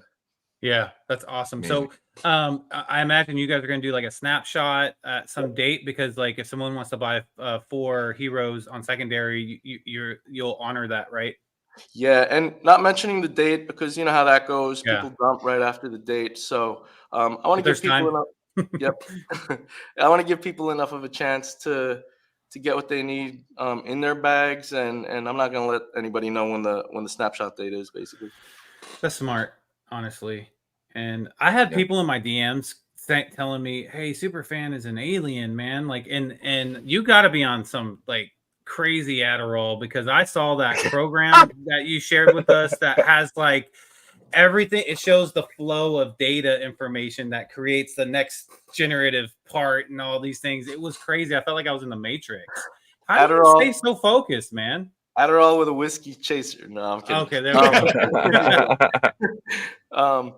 No, it looks scary. It looks like spaghetti, right? There's noodles everywhere. But it's actually, it makes a lot of sense, and my brain works well with those kind of interfaces. It's called node based, so I can write code, small bits of code that make that node, and then it's got inputs and outputs, and then you can pass things downstream. It makes it more of a creative tool, because in code, when you're looking at like a long screen full of code, it's hard to be creative with it. It's hard to be an artist. But when you got all these modular nodes, and it's like, let me pass the flow into color correction and play with saturation here. Not in like that. Let me yank it out. It's just so much easier and so much faster to iterate that way. So yeah, it looks crazy, but it's not actually. It's pretty fun.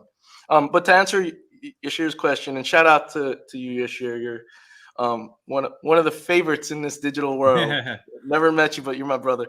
Stable Diffusion is the AI model. The UI interface is called Comfy UI, and that's all open source. There's a new thing that's kind of like cool with the young kids out there, and it's called Flux. And I was doing a bunch of tricks to fix things like hands and eyes, which AI is terrible at, right? So I was shooting out to large language models, their visual model, to ask it, are the hands okay? Do the fingers look good? And if it said no, I would toss the generation out the window and re-roll it. And that was actually faster than doing some tricks to fix hands. So that was great, but it also cost some cycles. It cost some compute. So Flux is looking really good. It's I generate an image, and then if it has deformations, I'm passing it through Flux for image to image, and it does the repairs there. So like, and by the way, this is like every day there's new stuff to touch. There's new updates with all these projects. So turn away for a second, and I'm obsolete, right? So tomorrow there'll be some other way to fix it, and I'll be playing with it. Yeah. I feel like you're on the trigonometry level of AI prompting right there. So that's awesome, man. Okay, so this is my last question, because we do got to get to these other builders here. This has been amazing, but what do these holders have to look forward to now in terms of like the story? If you could explain that. Yeah. So the game aspect, the way this is played, is by asking everybody who's participating to basically do child inscriptions of their decision when a decision is in front of them, and then I index all that data to let the game, because again, I'm not writing this, to let the game move forward based on all those new inscriptions. So that's how the interaction works, and I call it the world's slowest turn-based game. You know, it's going to move slowly because of this mechanism, but it's interesting because nobody's ever done it before, and the fact that these are not static images, they're Gen AI. Your character can change based on the decisions you made, bad or good. Your character can even die. So that's another thing that's brand new here. And then there's bigger ambitions that I'm happy that some folks in the Discord they're there for the art, some are there to flip, and then some are there to learn about the DPIN, because the goal of this is to land on an open source container and be run from community GPUs. And it's very unofficial. This is not a TRAC project exactly, but I gave Benny the spec, and he's looking it over. And I think I mentioned it the last time I talked to you guys, but we were brainstorming on the phone. It felt like kids in a candy store talking about what if scenarios. And I think of him, just my opinion, as a pretty even keeled guy. So it was kind of fun for me to see him be less even keeled and kind of excited. That's awesome. I would love to see that. I'd love to see more of Benny's fun side, man. I feel like he's so professional nowadays, but yeah. No, he's quite playful, really. Like when it comes to like things that are possible, he loves it. You know, like you do hear it in his voice sometimes when he's talking about some new tech that's coming. You know, he's definitely a nerdy guy under the surface. Just sometimes you have to hide it with the people need the updates and the business talk sometimes 100%. As well. So it's getting the balance. I'm glad Tom didn't wrap my knuckles with the ruler for mentioning something that I'm not supposed to. But I have yeah, an idea what that is, but I don't want to create more controversy here. yeah, yeah. But just want to emphasize those DPIM plans are nothing official. But I'm excited to talk about it because it's a conversation. yeah, 100%. Well, we appreciate you explaining, the next step, and then obviously, like, congratulations again with the mint out, and we look forward to getting updates from you. And we're gonna pull you down for a bit, and then bring you back up at the end. Awesome, guys. Thanks. Yep. Amen. And that was awesome. So, real quick summary of Tom, how you feel on Bitcoin Heroes? I mean, artwork wise, I think they look amazing, and I'm like really quite annoyed that I missed out on the minting. Yeah, it is what it is. I'll probably do the same as you and just grab a couple on the secondary. Gotta grab 4. Yeah. We need an Augie. Might as well, right? Augie. Yeah, it's got to be done. But no, I think it's great, and like as you said, it's good to have people that are like in it for the right reasons, like trying to build something and are passionate about what they're doing, rather than just here for the next fad, whatever it is. I mean, oh God, the amount of NFT projects I saw in the last 6 months that have just come and gone and faded into obscurity. Some of them with really good artwork, some of them with absolute trash artwork. That's NFTs for you. But like, when someone is actually building and passionate about their project and open as well, and like, and are clearly in it for the long run, trying to build, trying to make something new. That's, for us, that's great. And it's again, like I said before, it's someone else that now knows how to develop and build on the Bitcoin ecosystem. So it's just great. It's great for us. Yeah, and I think the best part about it. Go ahead. I was gonna say I think he's a different animal too, because he has experience in production and stuff like that. Like his background is super solid for like a new creative approach to things. So this could be contagious, and I hope it becomes contagious. So yeah, I was gonna say basically the same thing. I mean, this is his first project, right? What's Project 3? Well, on Bitcoin, he's right? in the Web 2 world, in the real world, he's done some heavy lifting stuff. So, but in our ecosystem, this is just the beginning. Yeah, yeah, I truly believe that. Exactly. All right, we will go next. Let's go to Tap Wallet and Explorer, and then we're going to finish up with Ghosty at the end here. So let's get Tap Wallet and Explorer. We've had them on a couple times. We also have Papillon as well. So, oh shoot, sorry, yeah. So we'll go Tap Wallet, Papillon, and then Ghosty there. So let's get Tap Wallet and Explorer up. Welcome back. Sorry. Hi guys, how are you? Nice to see you again. Did you have another person that needs to be added as well? Not at the time. Okay. Not right now. Okay. So congratulations to the official Tap Marketplace for the beta release.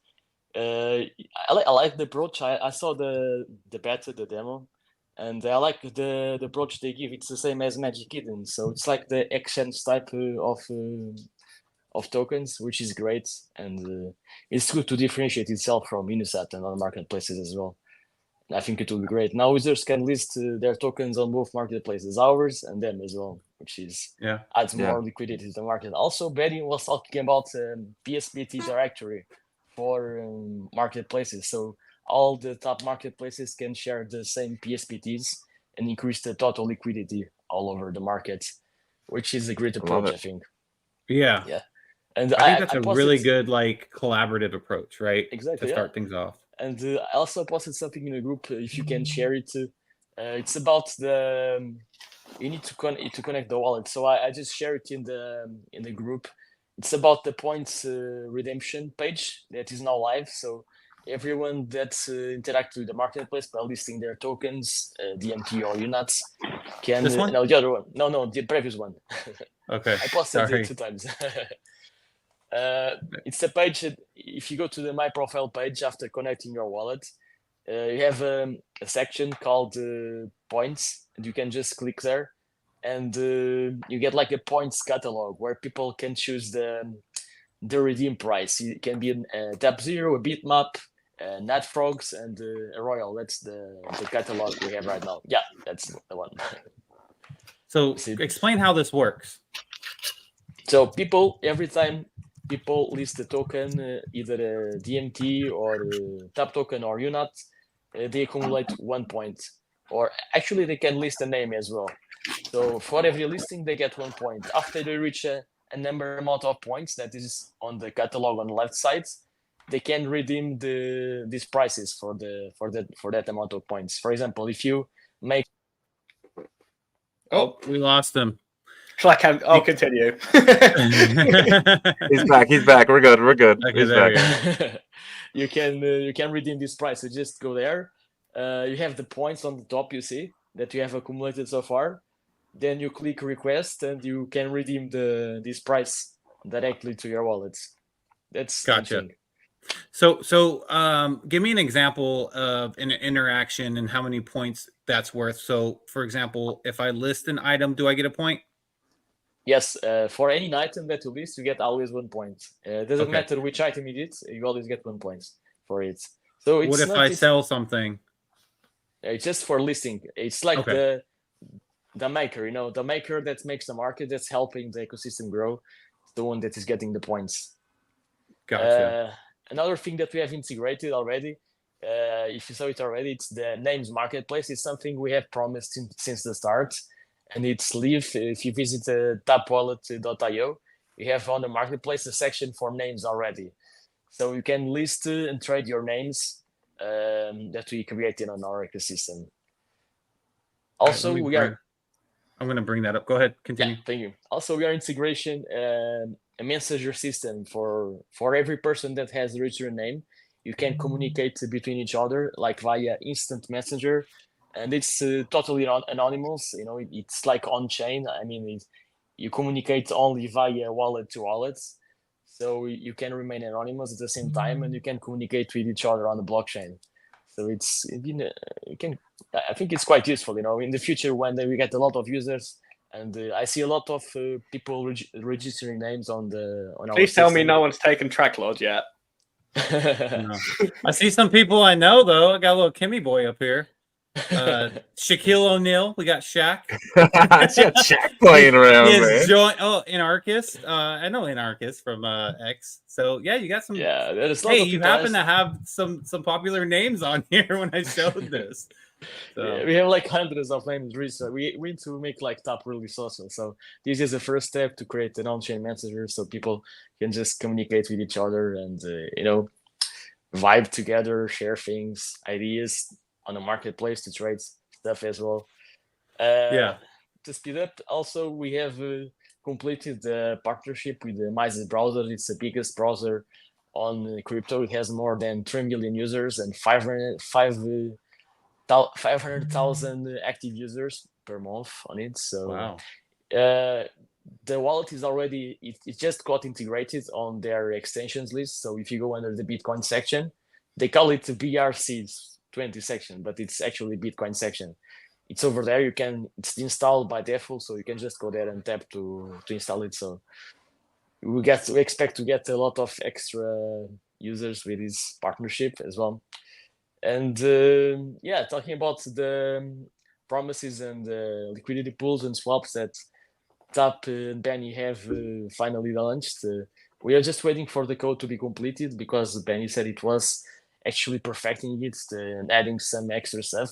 Once it's fully released, we'll just implement it and we'll create a section for users to create liquidity pools on our ecosystem and create swap trades as well, just like Tapper is doing. So we have two platforms doing it.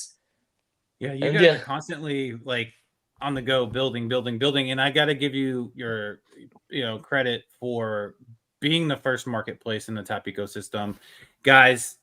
They're doing this promotion right now for you guys to get free things. I mean, you have to interact, right? But I mean, NatFrogs, Bitmap was on there.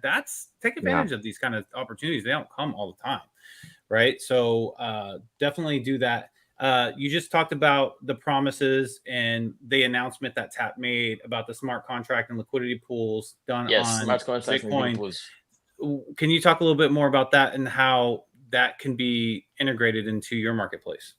Well, it will just work like ERC20s. People will just create liquidity pools. We will not use we had plans for the swap before, we talked about it, these virtual pools, blah, blah, blah. But since Penny has modified and changed this approach, we'll now use like the official approach that is to create like a actual inscription for liquidity pools to add a liquidity and remove liquidity and for the swaps as well. So we'll change to this and integrate it, just like Benny said, just like the approach is being presented by the TAP protocol.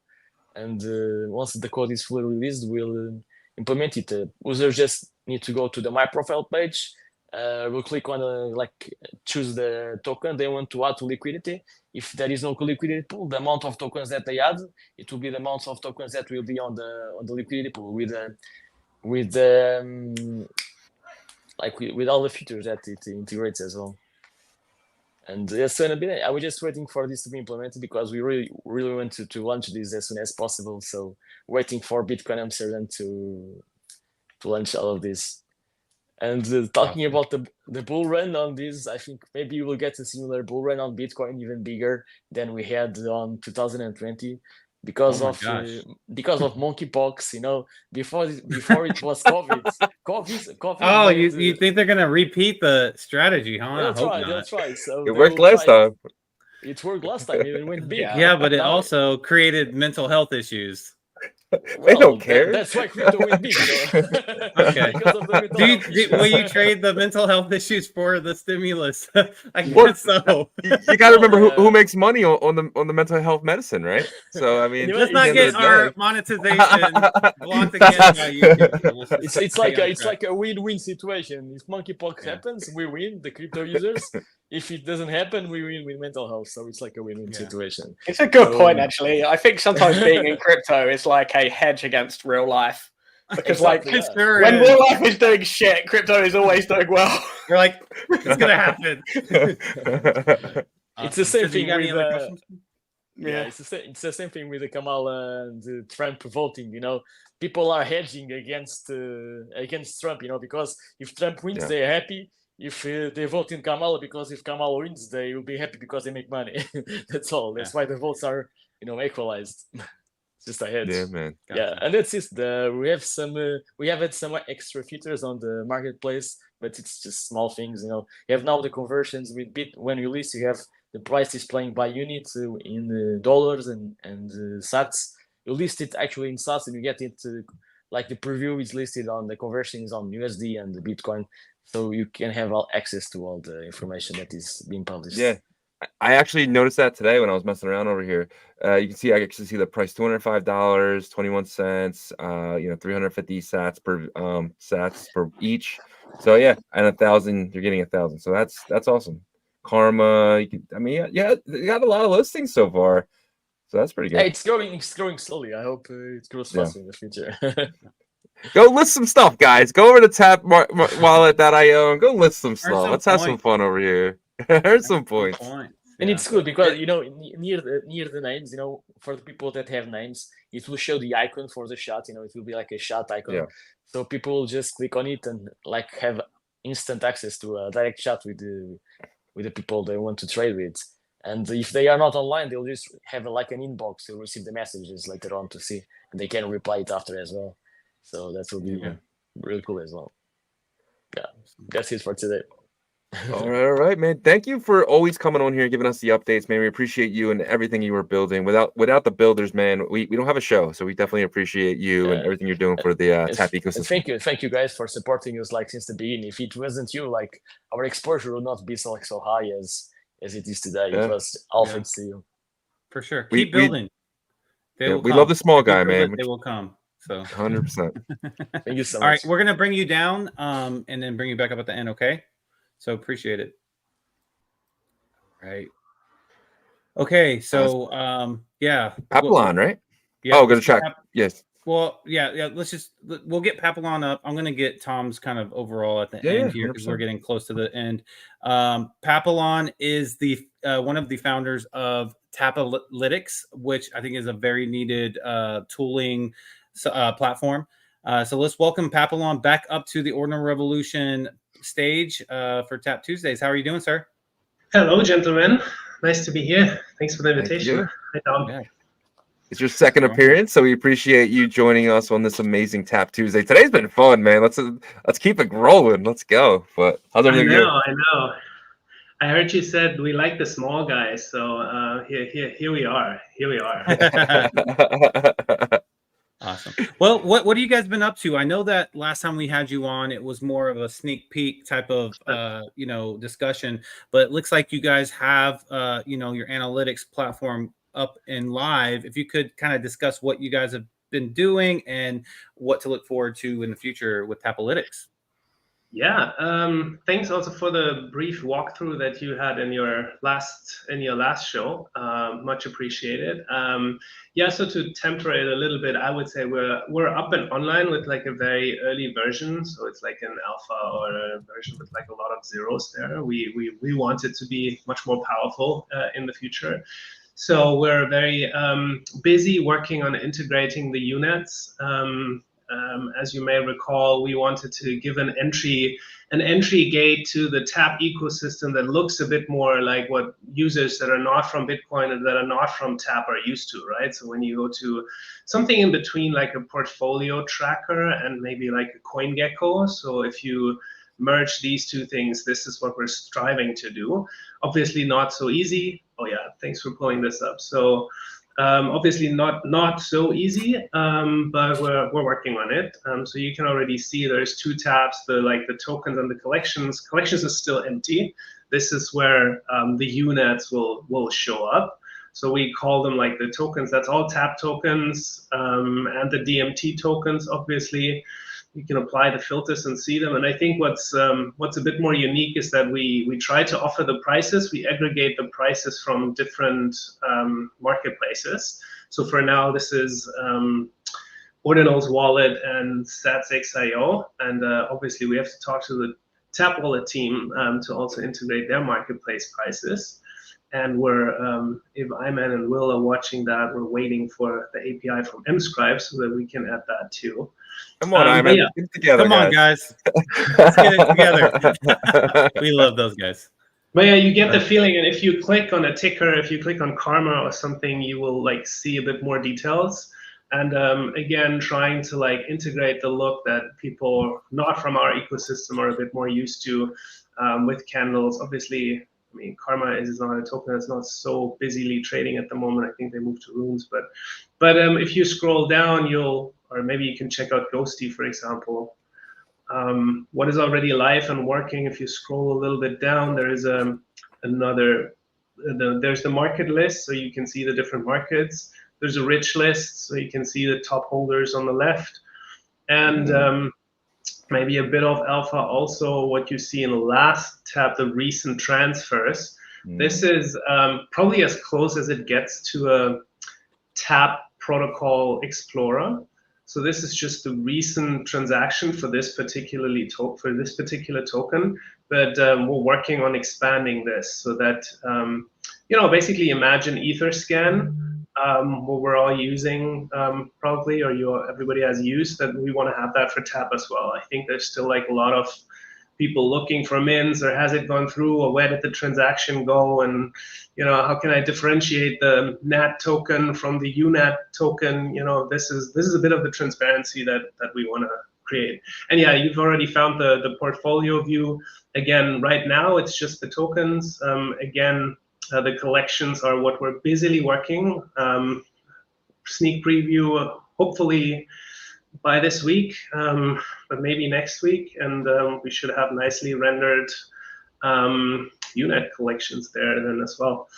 So yeah, that's what we're cooking. I'd like to also share that we're creating this front end, but our actual approach is we want to help get visibility to the TAP ecosystem by onboarding other ecosystems. So we're basically packaging everything that you can see on the front end so that others can access this via an API. So basically, there is no reason why TAP protocol should not be on DeFi Llama, or there is no reason why a portfolio tracker doesn't include the TAP protocol tokens. So we will do the rounds, we'll go selling, and we'll offer people our API. Everybody who does not want to run TAP readers or it's too complicated to integrate it, that will be a quick and easy way to get these guys into the ecosystem and open the doors. So that's what we're busily doing. We have a few more ideas, but we'll talk about that when it's a bit more ready to be talked about. Yeah, I love it, man. I love the rich list. I can go in and see what else the rich guy is holding, right? I think I love it. I think this is so far one of the best tap tools that I've used, especially for I doing think like the data and best. stuff like that. Yeah. Yeah. I think it's great, Actually- especially the charting. I think like the amount of people that ask me where they can view like live charts for tap, and just what you showed us there is it's the only one really, isn't it? It's certainly the best overall. And I think especially once trading gets a little bit more active, let's say, I think the tool will be totally indispensable for traders as well. And being able to set it up as an API and integrate it with other platforms that's huge. Yeah, I love the name too, Taplytics, right? Analytics with tap. It's like perfect. It's like where else would you go, right? That's awesome. Yeah. I actually think this is. Sorry, go ahead. It just came to us. We had to do it.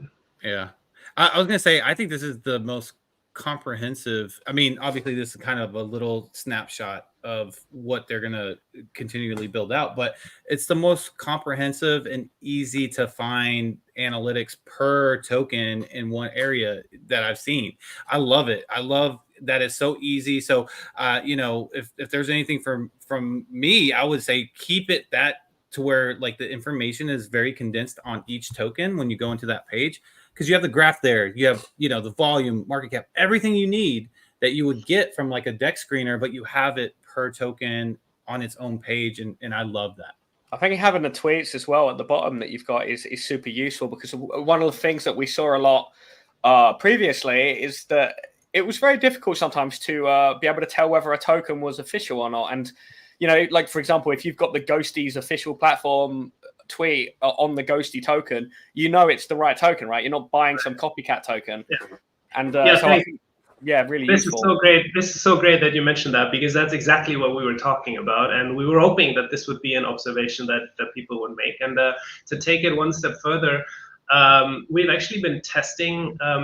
So how can a project actually tell us like, can you please add my logo and my Twitter handle, right? So obviously anybody could message me and say like, can you please add the Twitter handle XYZ to the shitcoin, whatever. So we were like, okay, how do we actually know who is the actual, who's the actual creator? So we tested an on-chain mechanism. We'll share it on our social soon, but we will ask people to inscribe the holders of the deployer inscription can inscribe the socials, so that everybody knows like, okay, that token ticker, that Twitter, that Discord, that Telegram, and that logo actually came from the person that started the token.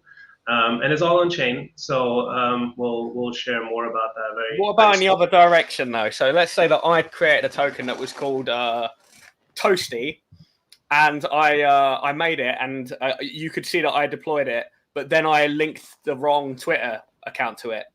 Is there any way to stop someone doing it that way? Well, I mean, so obviously anybody could do that. So we would know that the person who launched the token added that particular Twitter, whether that's right or not. So you can make up your mind, but that's true. You would not know if somebody is, I don't know. So you do your Toasty token and then you add Elon Musk's Twitter. That is right. That would be possible. That would be possible, but you would immediately know like, okay, something doesn't look right. Well, it could be like a Wikipedia type of situation too, to where like, I know you don't want to necessarily give free access to everybody, free flowing access, but someone could notify the team, hey, like this Twitter looks off or something. Maybe we need to team up with Alpai and his AI and predictability skills, and there you go. Filter this out. 100%. And guys, if you guys don't mind, go to it's at Taplytics_. Go follow these guys. They got 282 followers. Let's get this to 1,000. Let's get it really soon. We appreciate everyone who's building over here. And you got these guys. They're reposting our boy Superfan and stuff like that. So go follow these guys, man. I thought I'd better check quickly, but I'm already subscribed to them, so it's all good. We're following each other. We're all friends here. Awesome. All right, Papillon. Anything else before I bring you down? All good, all good. Keep posted. We're trying to ship every 2 weeks something new, so we'll continue to ship features, and you'll hear from us. Awesome. And Tap Sounds Tuesday good. is always available for you when you're ready for updates or anything, or you just come on to hang out. It's up to you. Thanks a That's lot. all I do really these days. Yeah. All right, Papillon, we appreciate you, and we'll talk to you here soon. Thanks. Thank you. Yeah, man. All right. So I mean, So okay. what do you so think, real quick, Tom? Yeah. What do you think about this kind of analytics tool? I feel Oh, like I mean, other it's definitely the ecosystems best. need this. Yeah, we need it. Like, of course we do. Yeah, I think it's the best thing we've got analytics wise. And I think having it all there in like a fairly sleek format, you know, under one place, having the Twitter thing on the side, just so that, like, as I said, there might be a potential compromise where someone could just add the wrong Twitter, you know, pretend to be Elon Musk. But aside from that, you know, that kind of thing is pretty obvious most of the time. Yeah, if the token is called Ghosty and the Twitter account is called Ghosty, that's normally a pretty good sign. It's just an added a level of security, and I think they've done a really good job. And I'm sure that they will continue to build in more innovations into it. And like, I think keeping it looking simple and like reminds me of like Dex tools and a bit of like, you know, CoinGecko, and I think having like as always, having a like easy to understand UI is super crucial. And just the fact that you can just click things and it comes up and it looks great, it's perfect, really. I agree. Yeah. We got 997 people in here, so shout out to everyone, dude. The Tap Tuesdays has been one of our biggest shows, so we appreciate every single one of you guys, man, definitely. But with you know, the last but definitely not least, we got our guy Ghosty's in the house. What's up? What's up, man? Ghosty, you're on cue. Hello. Your cue. There you go. How are you doing? What's up, buddy? I cannot hear you guys. 1 second. Now. Yeah, I had that before. It's normally the browser permissions. Yeah. I found it now. Okay. Can you hear us okay? Yeah. How you doing, guys? Good, man. How are you? How are you, Taxman? Awesome. I'm pretty good. Can you guys hear me? Yep. Great. Amazing. Nice to be here, guys. Yep. Thanks for joining us. We got over 1,000 guys. They're all here for Ghosty now. Let's go. All right, so give us some good alpha here, guys. Come on. No pressure. No pressure. No pressure. Okay.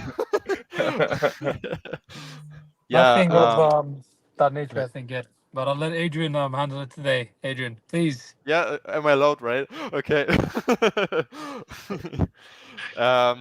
Yeah, we are building, as you know, and we are right now in the testing phase of our new perp DEX, which is going to be released soon. It will allow to manage different assets from different chains on one exchange.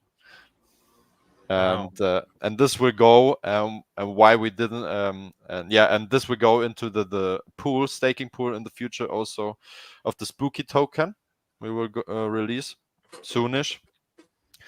And yeah, that's the point where we are preparing the stuff, because I was reading right now in our chat why we didn't release our Spooky token. Yeah, we need funds for this. You know, we want to do a big staking pool for this, and that's why we're doing this. Gotcha. So the Spooky token, is this going to be a Tap protocol token, or will this be another ecosystem token? Because I know that like Tap has future plans for ICP technology and possibly a Tap L2. So could you explain what the Spooky token is going to be in terms of standard? Yeah, in terms of standard, it will be on Tap ones and on basically all chains. You know, because it will get a interchain pool, liquidity pool. That's why we have also built this on-chain swap, where you can then the on-chain swap gets for the pools from every chain, and you can basically bridge it into everything, you know. And that's why we are waiting a bit here for the Spooky token release. Gotcha. But that's the main point. So it will be basically a multi-chain token. Gotcha. Gotcha. So the swap, the spooky swap, right? You said it's going to be a leverage trading platform. Yeah, it will be like perpetuals like you're doing, like let's say on Binance or MEXC, but it's completely decentralized. Wow. Okay. What chain is this going to be on? Because we obviously know you can't do it on Bitcoin unless Benny's created No. something crazy that we don't know about. But are you what smart contract you guys using? EVM. EVM. It's all EVM. Yeah, it needs to Gotcha. be honest, in this stage, because the technology is not ready for this, But I think in future this will be easily possible. Awesome. Amazing. Awesome. I mean, you guys keep just evolving, right? I think this is huge actually for your just ecosystem. You guys are now creating an ecosystem within yourself, which is awesome. EVM or whatever you decide, it sounds like EVM. For the people that are Ghosty holders, Tap Ghosty holders, what kind of, I guess, reassurance can you give them to make them feel like, okay, the Ghosty token is still like a strong token, even though the spooky token will be out there? I know it's a tough question, but I think it's an honest question. If you could kind of speak on that a little bit. Yeah, sure. The thing is, you will be able to go from Ghosty into spooky in future, because what we will also just have one token in future in the ecosystem, because the point here is we won't, or it's hard to get like two developments for like every token, then you need to think about how will this interact with the platform or this one. So mostly governance tokens are good, nice to have, but not needed at all, because why not making governance also into one token, Yeah, Yeah. 100%. Go ahead, Shizzy. So I guess my question would be like, obviously, so the Ghosty holder is going to be diluted a little bit, or how's that going to work? We're still thinking about the dilution here. It will definitely be more. We need more tokens here, but 77 million is the max level here. But you have to also think about it will be on more than one chain, Yeah. It's not so you're like going to be it's the not like liquidity is going to be pools and stuff like that as well. So that's 100. Yeah, I agree. I mean, plus the spooky token is going to be the main token for not only the Ghosty swap now, but a perpetual DEX, the Boo swap or Boo perpetual DEX. So that, I think if you look at it that way, the spooky token can be a really huge upside because of that. I mean, if you really get a perpetual DEX going, we've seen, what kind of revenue and kind of volume that can bring. I think that you guys are, I'm going to go ahead and assume, because we've known you guys since you launched, and ever since then, you guys have been fair to your community and really stand up guys.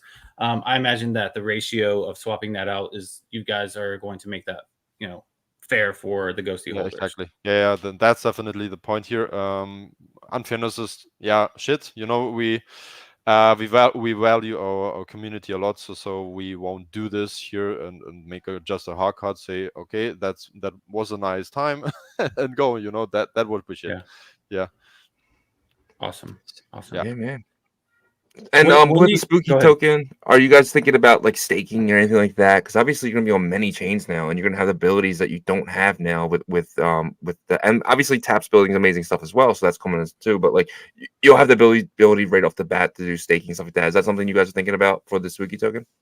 Yes, the spooky token will have, this is the main thing, the core point of the token, and for the most users maybe the most interesting one, that you stake and we won't generate more tokens. So no emitting more tokens like Pancake Swap does it, So to extend the sell pressure, now we will give out, for example, USDT, USDC, and stuff like this. So we want to share the revenue we're generating on the platform itself to the community. You can think about like a company share in the real world, Normally, if you're holding a share, you shouldn't just hold it and wait for profit, maybe, you know. And dividends, you know, is here the point. Sounds good. Yep. Taxman, you're the BD guy. What does that look like in terms of partnerships, API, that kind of stuff? Is that starting to grow B2B? Yeah. We've seen a lot of. I think I spoke about this in the last talk that we had with NodeMonkes. We've actually seen the increased number in new partners coming in. And before when we first started, we had people that were running small sites and basic sites that had like 5, 6 people a month coming in. But now we've actually got big projects that have a decent following, 1,000, 2,000 followers that use them and follow them, and they've got a real hyped community that are using our APIs. So you should see that converting and reflecting on the TVS in the coming weeks or months, I'd say. We're also we're working with a TON project, which is quite huge at the moment. I can't say the name, but there's a TON project that we're working with, and things are looking very, very good. And there's doors opening to other TON projects that are also bigger than that project. So yeah, in terms of partnerships and income and stuff, I like it. I love it. It's growing. We've seen increased revenue every month so far. So yeah, so far so good. Awesome. Yeah, man. Yeah. So speaking of Telegram, how's everything going with that? We know you guys had some you guys are doing some stuff over there, right? Yeah, we made the Telegram bot, which works directly on the app. We've also realized that Telegram added applications, right? I think this is about 3 weeks ago. So we now have the ability to add our Ghosty swap directly on the site, on Telegram, Wow. I mean, and you can click it and it just takes you to an application in-app where you can swap. But I'm still hesitant on that because we need a smarter way to do it. Because in PCs, usually when you do that, you just copy paste addresses and stuff, right? So on phones, it'd be a bit of a mix up if you've got your MetaMask on your laptop and then you're doing it on your phone. You'd have to type out every address detail. So we're still looking at a few things to make it easy for people where they can, go between phone and laptop if they're trying to swap, or maybe like a saved address list or something like that. But that's a possibility now, and that is something we're looking into that should maybe reflect in the coming weeks as well. Awesome. Yep. man. I have a feeling that we're going to see a lot of once this ecosystem starts to build out, we're going to see some of these platforms have all of a sudden swaps on their pages and stuff. So we'll see the kind of ghosty fingerprints everywhere. And you guys are just doing amazing things in terms of building out infrastructure. So excited for the future of that, for sure. Thank you very much. Thank you. Yep. Yeah, thanks a lot. Thank you, guys. Looking forward to your next update and the launch of the Spooky token. I'm actually really excited for it. We also. All right, cool, guys. Awesome. I think this is all from us, right? Yeah. Yeah. You guys pretty much, y'all are finished up. I'm going to bring everybody else up though, and we can finish out the show here. All right, cool, nice. Do it. Thanks a lot. Yeah. Cool. Just want to say, from on the Ghosty point of view, sorry, it's the way that you've designed your like DeFi business model essentially of having it distribute different tokens is definitely like the fairest and best way to go. As a DeFi guy, like seeing tokens that would just print out their own supply as a reward, it never ends well, and it ends up as a bit of a Ponzi scheme. And I think people are maybe like underestimating how much of a like expansion you guys can potentially make into other markets. And I think having an extra 10 million supply is like a very small price to pay in the grand scheme of things when you add a lot of utility to the token, right? So I think maybe people need to be a bit more bullish on Spooky potentially. That's completely right. That was one of the major points that we spoke about actually in our internal team. You'll see most projects that do this feature thing, they give you their own token. So that's like, me making my own currency and saying, hey, you're a millionaire now and my currency is worth nothing. So it's kind of stupid. So we usually do it in Bitcoin. That's the go-to standard for us, where whatever rewards we split in Bitcoin, because that's the mother chain. The day Bitcoin dies, we won't be here, you won't be here, none of us are going to be here. So I think that day is never coming. So I think that's the safest bet for everyone, instead of giving people a native token and hoping that it goes up in value. Yeah. Yep. I agree with that. I think it's the right move. You definitely just don't want to. I mean, that's the whole reason we're trying to get away from. We want to get into Bitcoin is to get away from printing currency constantly. So, but awesome. Mm-hmm. All right, well, guys, we thank each and every one of you guys for joining us. You know, like Shizzy said, the builders are the reason why we have a job. You know, obviously the audience too. We love you. You know, a ton. But if you wouldn't mind, just let's go one by one, kind of final finishing statements, and we'll start with Foxy. Go ahead. Hey guys, so yeah, thank you again. Just follow us on X, Foxy Official, and join our Discord. We're a lot more active on our Discord. Basically, we only use X and Discord. A lot of cool things are coming up, so give us a follow. Awesome. That's great. Appreciate you, Aaron. All right, next up, Tap Wallet and Explorer.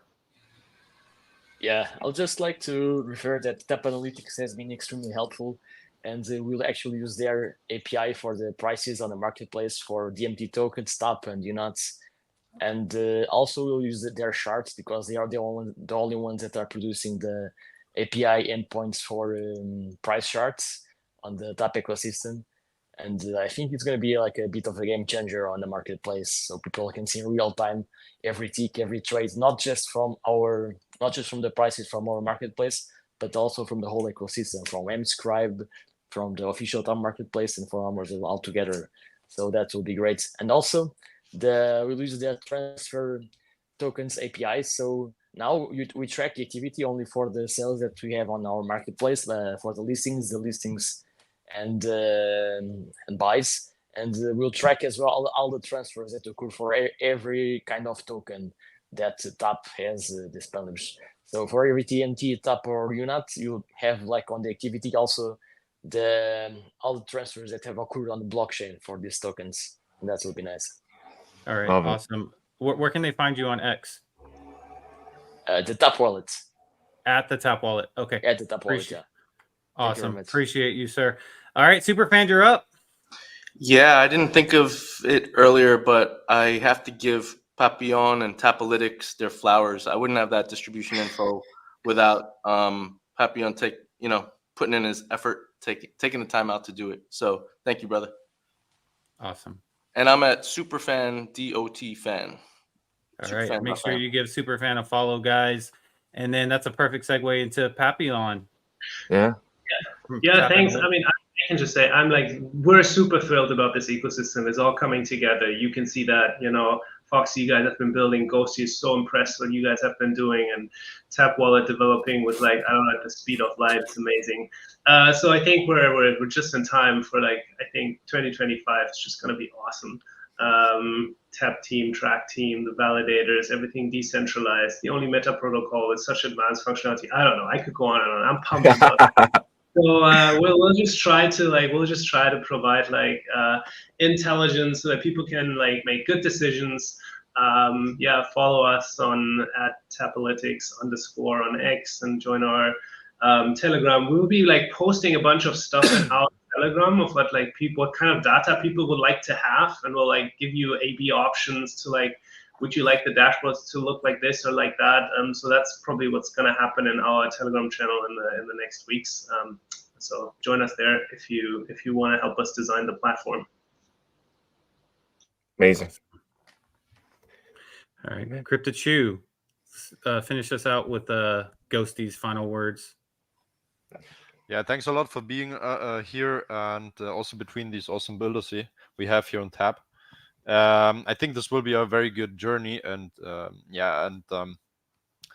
very awesome year, like Papillon said, 2025. I think that the bull didn't start yet. That's a good, I think, perspective for sure. That's awesome.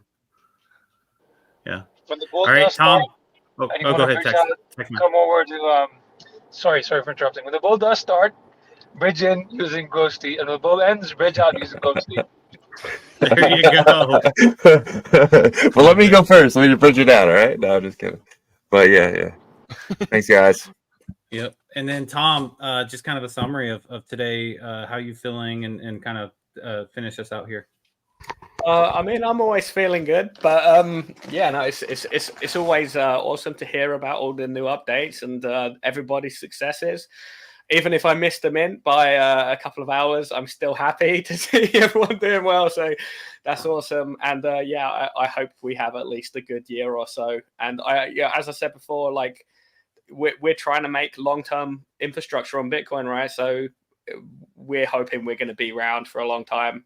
And sometimes people forget that when you get caught up in the cycles, right? Cycles aren't everything, but it's at the moment 4-year cycles seem to be remaining true, so I'm just gonna kind of pretend that they are until they're not, right? I think that's the best way to live, but like it's always a bull run in my heart, so like forever an optimist. You sound like someone I know. But guys, like I never judge an ecosystem by TVL. I never judge it by how much money they have or anything like that. Just by the builders and by how genuine you guys are, man. I just appreciate you guys building here on Bitcoin. You guys can build anywhere, honestly. You can build anywhere, but you guys choose to be here on Bitcoin, the mother chain. I just gives me so much hope to actually build a business here with you guys, and it's phenomenal that they have so many great people here, and a lot of them are on tap. So I don't know what that says, but it sounds awesome. Yeah, I think it's a strong statement there. Well, we appreciate you guys. It was an amazing Tap Tuesday. We look forward to next Tuesday as well. 1,046 people. I'm telling you, one thing about Tap is the community shows up. That's for sure. Yeah. So we appreciate all you guys listening here, but we will talk to all of y'all soon and possibly next Tuesday. Cool. See you later. See you guys. Thanks for having us. Take it easy. See you guys. Awesome. So I did get I did get something from David that I think he wanted us to show. So I'm gonna go show my screen real quick. A little post-show alpha, huh? Yeah, man, a little bit. So let me pop this in here because as soon as you hit enter, it just goes. So I didn't want to hit enter yet, but here it is. This is taparooswap.com. What? And it's cool because they have a swapping thing, and then they have a market. So this is the market that we all know and love. So it's pretty awesome. And I hope I was allowed to show this. I felt like that he wanted me to show it, so I just showed it just in case.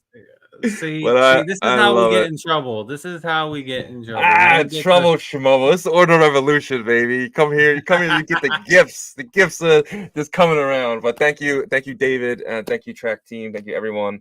Everyone's joined us, man. It's been absolutely amazing. I guess it's the time of the show where we kind of go over everything. You guys wouldn't mind going and check out ordinalrevolution.com. And I'm a slow typer. Let me bring this up real quick. Yeah. If it lets me go. And this is just one part of our, ecosystem, guys. And that was a lot. I mean, every Tuesday, it's a lot of information from these amazing builders. But that's why our conviction stays consistent with us, is because this is one part of the Bitcoin ecosystem. So yeah, 100%. Yep. And guys, go check out ordinalrevolution.com. When this loads up, we have some of the best articles. It's probably just my connection, honestly. We have some of the best articles over there. We have articles dating back all the way to last September. Go check them out. If you know someone new entering the space, send them our website. They can really get caught up very quickly. And we have some of the best merch in the business. If you guys want to check out our merch, just go to Ordinal Revolution and hit the store tab. It takes you to all of our merch. We have stuff. And if there's something that you want that we don't have, reach out to us. We can probably add that for you. So just let us know. We can pretty much make anything using our third-party distributors. Just let us know, and we can kind of get that on there for you. And and when you have a moment, guys, check out our partners. BitPerp is the premium perpetual DEX that's going to be launching on Bitcoin Layer 2 Botonics in Q4. They do have a paper trading competition with real rewards, is my understanding. We'll get more information soon for you on that, but you can learn about them at bitperp.io. And then also Ordinal Hive is the Blur of Bitcoin, but they've scaled out to Merlin chain. So they are on native Bitcoin. They're going to be releasing their aggregator with marketplaces on Bitcoin, but you can earn points, and you're going to be able to earn points that way, I believe, as well. And we know how points end up working out for the Blur ecosystem. So it's going to be a similar type of strategy there. Fluid Tokens is right now, they are the only decentralized DEX on Bitcoin's native layer that uses buy and sell limit orders as liquidity. They split up the bundles for you, and so check them out. Congrats to the pass holders that earn those in the top 1,000 rankings. You should get those airdrops soon. And if someone tries to get you to pay a fee for that airdrop, that is a scam. This is a free airdrop, so don't fall for that. And then lastly, but not least, is Rothium Dex, which is focusing right now on BRC 420 single staking, but they are scaled on Merlin chain to where you can swap Bitcoin layer 1 assets, mostly runes right now, but you can also stake your BRC 420s there. So keep an eye out. They're going to be announcing new BRC 420s they add to that staking program.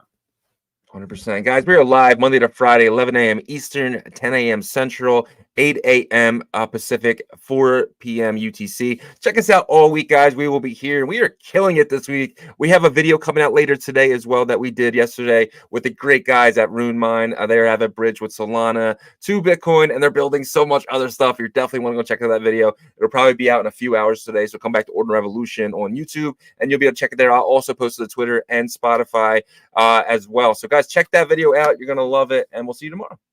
Peace.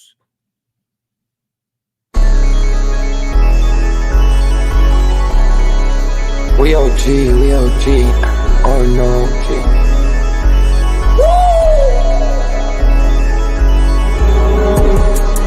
You're not bullish enough, yeah. Oh no, you're not bullish enough.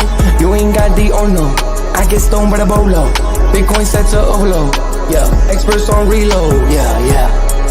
You're not bullish enough, yeah. Oh no, you're not bullish enough. You ain't got the oh no. I get stoned by the bolo.